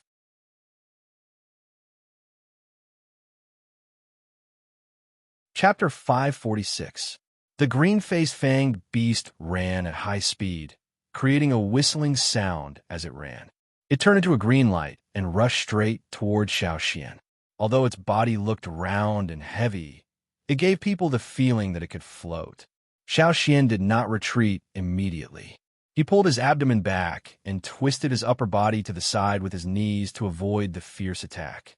At the same time, he twisted his wrist holding the hilt of the sword. The sword drew a bright light and slashed towards the green-faced fanged beast. It looked like he was about to cut off the beast's head. Unexpectedly, this ferocious beast was not only fast, but also very agile. When Xiaoxian's sword was about to cut down, it jumped up and turned its body, twisting its head and using its tusks to block the blade. Clang! The beast's fangs collided with the blade directly, but it did not break. It only left a small dent. The green-faced fanged beast did not expect Xiaoxian's weapon to be such a threat to it. After being hit by the rebound force, it bounced up like a rubber ball. It quickly moved its hooves to increase the distance between them. It stopped 20 steps away from Xiaoxian and glared at Xiaoxian fiercely. Xiaoxian wasn't sure if it was his own illusion, but the green on the green-faced fanged beast's face seemed to have deepened. Coupled with the murderous look in its eyes and the strange wrinkles on its face, it looked even more ferocious and ferocious. In fact, Xiaoxian knew that if he wanted to get the blood of the green-faced fanged beast for casting, it would be best to capture it alive. The trap set by the people of Rock Hill City was to capture it alive, not to kill it. However, in this situation, he knew that this beast was very aggressive. When it attacked, it would kill. Xiaoxian was not sure if he could capture it alive easily. The green-faced fanged beast breathed out hot air from its two big nostrils again and stomped its hooves. Obviously, it had no intention of letting Xiaoxian go. Its sharp fangs appeared in front of Xiaoxian in the blink of an eye. Xiaoxian didn't dare to be careless. When he thought of the beast's corpse, he had a feeling that if he was pierced by the teeth, no matter if he was a human or a beast, no matter if he was a junior or senior totem warrior, or if he was pierced by the teeth, he would definitely die. There was no evidence, but his intuition told him otherwise. The rushing body brought with it a strong gust of wind. It was just a gust of wind, but Xiaoxian felt as if he had been smashed by a wooden plank. Still not retreating, Xiaoxian didn't even try to dodge this time. Instead, he used his sword to block this lightning-fast attack. The sharp, steel-like fangs pierced the sword, producing a sharp sound. The tip of the fangs slid across the sword, producing a brief sound. Xiaoxian gritted his teeth, the veins on his sword arm bulging. The beast's charging force was very strong. It wasn't that it was strong, it was just too fast. With its speed, every charge was like a cannonball. Even if it didn't have fangs, it wasn't something an ordinary person could withstand. Plus, it had a sharp, steel-like fangs. Hang's special sword could only leave a shallow mark on its fangs. Since the attack failed, the green-faced fanged beast decided to retreat again. It didn't want to continue fighting. Seeing this, Xiaoxian had an idea. However, it was just a guess, he couldn't be sure. Clang! Clang! The third attack, the fourth attack, the idea in Xiaoxian's mind grew stronger and stronger. After blocking these 4 attacks, Xiaoxian had a feeling that the green-faced fanged beast was very light. It wasn't as heavy as it looked. It probably wasn't good at close combat, preferring to attack from a distance. It relied on its speed and fangs to deliver a fatal blow to its prey. That was why it had chosen to temporarily retreat several times after failing to hit its target with a single strike. However, it was just a guess. To be sure, he had to prove it. The green-faced fanged beast's 4th attack did not hit its target, so it started to go berserk. Its nostrils, which were much bigger than Xiaoxian's fists, were spewing out hot air like boiling water. After that, it moved its hooves again for the 5th attack. With the experience from the previous 4 attacks, Xiaoxian calmly blocked the attack this time. He didn't want to give it a chance to run away. He exerted force on the soles of his feet and rushed in the direction where the green-faced fanged beast was retreating. The muscles on his arm that wasn't holding the sword jumped with the increase of totem power. He flipped his wrist and grabbed the long fangs of the green-faced fanged beast. He exerted force, trying to throw the beast to the ground. If he wanted to catch it alive, he had to make it unconscious first. Light! This was Xiao Xian's first thought. Slippery. This was Xiao Xian's second thought. The green-faced fanged beast wasn't as heavy as it looked. Xiao Xian was already mentally prepared for this. He also guessed it, so he wasn't surprised. If it wasn't so light, how could it run on the grass? It didn't have wings like a bird. In addition, Xiao Xian didn't expect the fangs in his hand to be so slippery. After all, the fangs didn't look smooth. There were even a lot of scratches made by Xiao Xian's sword. Logically speaking, it shouldn't be so slippery. However, the fangs in his hand that should have been controlled were like slippery loaches. As the green-faced fanged beast struggled, it escaped his control. Sensing that something was wrong, Xiao Xian quickly retracted his hand. If Xiao Xian hadn't retracted his hand quickly, his hand would have been scratched by the fangs, or even worse. The green-faced fanged beast that escaped Xiao Xian's control stopped again. However, this time, it was further away from Xiao Xian. It was probably scared by Xiao Xian's actions just now. The green-faced fanged beast stared fiercely at Xiao Xian. Its dark pupils quickly contracted and dilated, and the wrinkles on its face increased. Just when Xiao Xian thought it was going to attack for the sixth time, the green-faced fanged beast moved its hooves, turned 180 degrees, and ran away. Running away when you can't win was the habit of most beasts and humans. It was also the most correct choice for survival. Duo Kong and the others hadn't come over yet. Xiao Xian blew the wooden whistle and quickly left a mark on the trunk next to him. Then, he continued to chase forward. It was rare to encounter a green-faced fanged beast, so he couldn't just let it go. However, when it came to running, the green-faced fanged beast with a round belly was really hard to catch. It ran to places with many trees and grass. Its hooves were like the wind as it stepped on the thick grass. It was Xiao Xian's first time encountering such a difficult beast. Because it didn't have a fixed running route and direction, and because it was fast, Xiao Xian couldn't even throw a dart at it. However, the beast in front wouldn't run aimlessly, right? According to Xiao Xian's understanding, many beasts that lived in the mountains and forests had their own ways of avoiding danger. When they encountered a threat that they couldn't handle, they would run to places that were difficult to avoid, such as underground caves, rivers, tall trees, and so on. So, where's the green-faced fanged beast in front of him going? This place, surrounded by green mountains, was much larger than Xiao Xian thought. During the chase, Xiao Xian paid attention to the terrain so that he wouldn't get lost. During the chase, he found a lot of unfamiliar plants. Perhaps because of the unique environment, there were a lot of flowers and trees that Xiao Xian had never seen before. However, this was understandable. The only strange thing was that there were no large beasts, right? After chasing for such a long time, Xiao Xian had seen other larger beasts, but he had never seen a giant one. This was the same as what they found when they first entered this area. If it was really because of the green-faced fanged beast, then how many green-faced fanged beasts would it take to make it so difficult to even see a large beast in this area? Could it be that the one in front wanted to run back to its nest? If that was the case, Xiao Xian had to follow it even more closely. If it was an ordinary warrior, even if he could continue running, he would have slowed down and would not be able to maintain his full speed. Even for Xiao Xian, after chasing for so long, he was obviously tired. However, the green-faced fanged beast in front still maintained its extremely fast speed. The only thing that Xiao Xian heard was that the snorting sound was a little louder.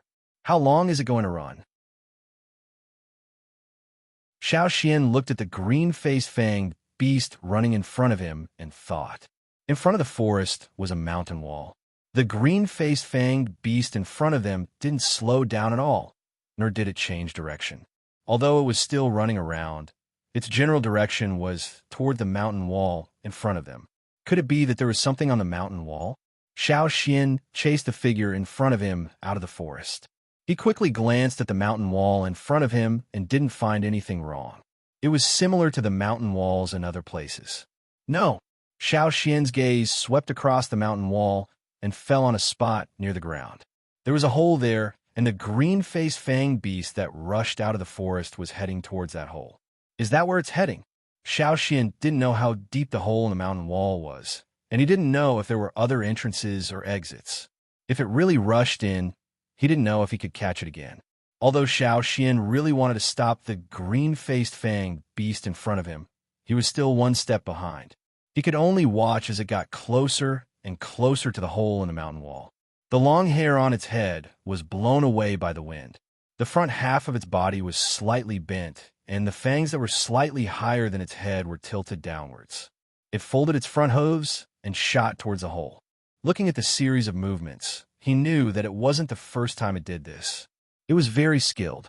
Xiao Xian slowed down his footsteps and stood there, watching the green-faced figure rush towards the hole in the mountain wall. Bang! There was a muffled sound like a hand hitting an empty bottle. Xiao Xian looked at the situation at the hole, and the muscles on his face twitched. He then lifted his feet and walked towards the hole. At the entrance of the cave on the mountain wall, the blue and white figure completely blocked the entrance. Half of it was still exposed outside. Its round belly was stuck at the entrance of the cave, and its folded front hooves were facing outwards. It was also stuck there, unable to exert any strength. Its hind legs that were exposed outside kicked hard, but its hooves were short, and its round belly was stuck there. It couldn't bend its body, so when its two hind hooves kicked, it was just short of the mountain wall. It couldn't exert any strength, so it could only kick in the air. Its short tail was circling around vigorously, and it seemed to be in a hurry.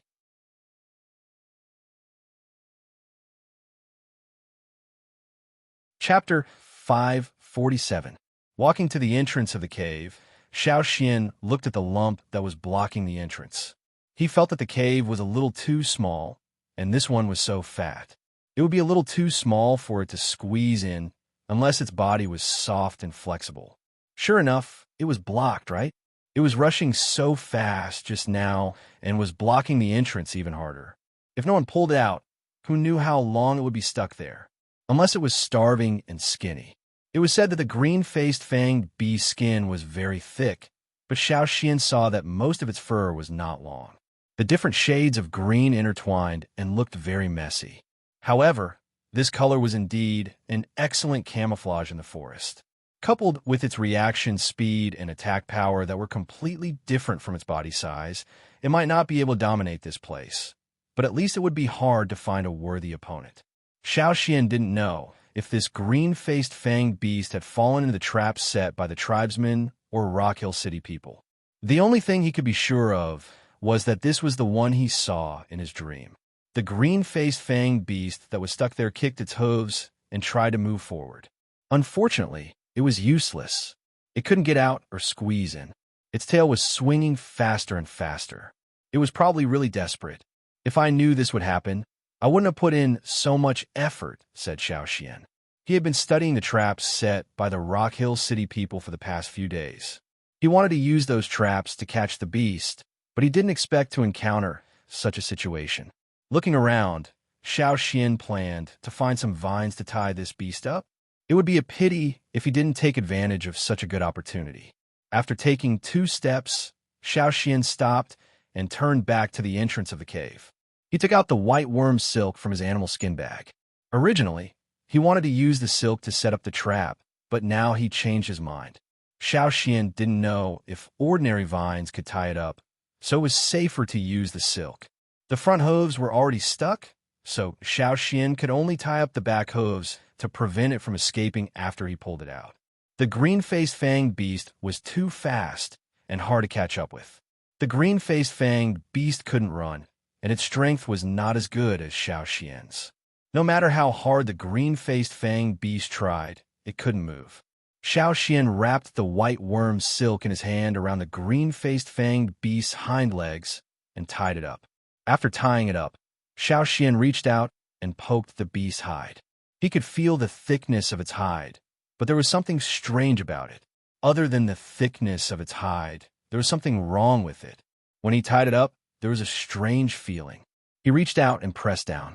Xiao Xian continued to exert force, and his fingers sank in. He had already used his special vision to examine the beast. There was nothing wrong with its bones, and it was not pregnant. It had been running all the way here, so it should be very familiar with this place. If it could not squeeze him before, it would not have run so fast and so accurately. It was definitely not fat. Thinking about it, the only possibility was that it had eaten too much.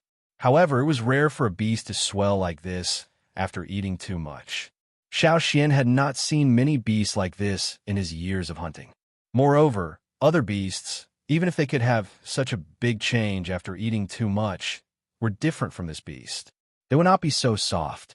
This green-faced fanged beast's stomach seemed to be filled with air. After being poked a few times, the green-faced fanged beast struggled even more, but now, no matter how hard it struggled, it could not get out of the hole. Xiao Xian could hear the sound coming from inside the hole. It should be the green-faced fanged beast roaring. It sounded like the wind was blowing hard. Without waiting any longer, Xiao Xian made sure that it was tied up and stretched out his arms.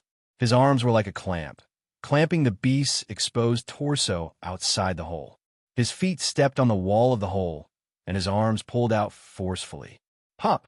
With a soft sound, the green-faced fanged beast that was stuck in the hole was finally pulled out. Its first reaction when it was free was to twist its neck and stab Xiao Xian with its fangs. Unfortunately, Xiao Xian held on to its torso tightly. Before it could stab with its fangs, Xiao Xian pressed it to the ground, face down. Xiao Xian moved one hand to the back of its neck and used the other hand to tie its front legs and mouth with the whiteworm silk. Its hind legs could not move, it could not run, and it could not exert any strength. Its whole body was pressed to the ground. In terms of strength, it was no match for Xiao Xian, so it could only let Xiao Xian tie it up. After its front and back legs were tied up, the green-faced fanged beast lost its ability to move. At most, it could only roll on the ground. It kept breathing out from its nostrils, and its entire beast face looked gloomy. Why aren't they here yet? Xiao Xian blew the wooden whistle, but he still did not hear any response from Duo Kong and the others. There was also no sign of the Hui tribesmen in the sky. Did they not catch up, or was there something else that prevented him from doing so? Since Duo Kong and the others did not come, Xiao Xian could only bring this green-faced fanged beast back. Looking at the sky, Xiao Xian lifted the green-faced fanged beast with its head facing outwards, not giving it a chance to stab him with its fangs. Just as he was about to go back the way he came, before entering the forest, Xiao Xian suddenly stopped in his tracks. In the dark forest, the grass swayed with the wind and the leaves rustled. Other than that, there seemed to be no other movement. However, Xiao Xian did not step into the forest again. Instead, he quickly retreated. Just as Xiao Xian retreated, there were a few whooshing sounds in the forest. 3 bone spurs as thick as fingers suddenly shot out from a tree. One of them pierced the spot where Xiao Xian was standing, while the other 2 shot behind Xiao Xian. Finally, they hit the mountain wall and made 2 crisp sounds. 2 figures suddenly appeared from the trees. Another 2 spear-like bone darts flew toward Xiao Xian. When they threw the bone darts, they did not stop. Instead, they also closed in on Xiao Xian. Although these 2 people were not as fast as the green-faced fang beast, their movements were still quite light. The sound of them jumping on the tree trunk was very soft. People with bad hearing might not be able to hear them. Xiao Xian dodged the 2 bone darts.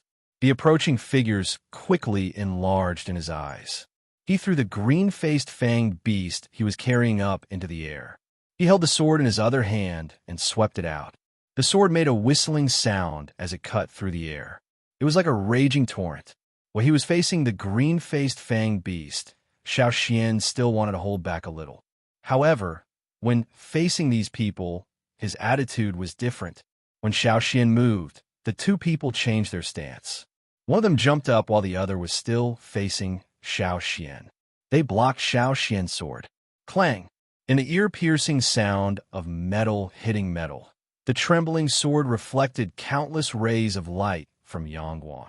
It was as if a ball of light had suddenly exploded on the sword. The person who blocked Xiao Xian's sword had heard of the Yinjiao people's great strength before. He had also heard of the Yinjiao people's way of doing things. However, when he actually faced it, he clearly felt it. This sword with a sharp momentum brought about a brutal impact. It felt like the sword in his hand was about to be shaken out of his hand. However, the person's reaction was fast. When he blocked the sword, he was already prepared to retreat. He used the force of the rebound to retreat. After swinging his sword, Xiao Xian did not look at his opponent. Instead, he raised his hand and grabbed the tail of the green-faced fanged beast as if he had already planned it. When he threw the beast, he used force to make it head up and tail down. Above, the person who was about to touch the green-faced fanged beast suddenly found that the target that was thrown up was pulled back. You're tuning into the Warrior Lore YouTube channel. Don't forget to subscribe and join us on this journey to catch the most captivating stories.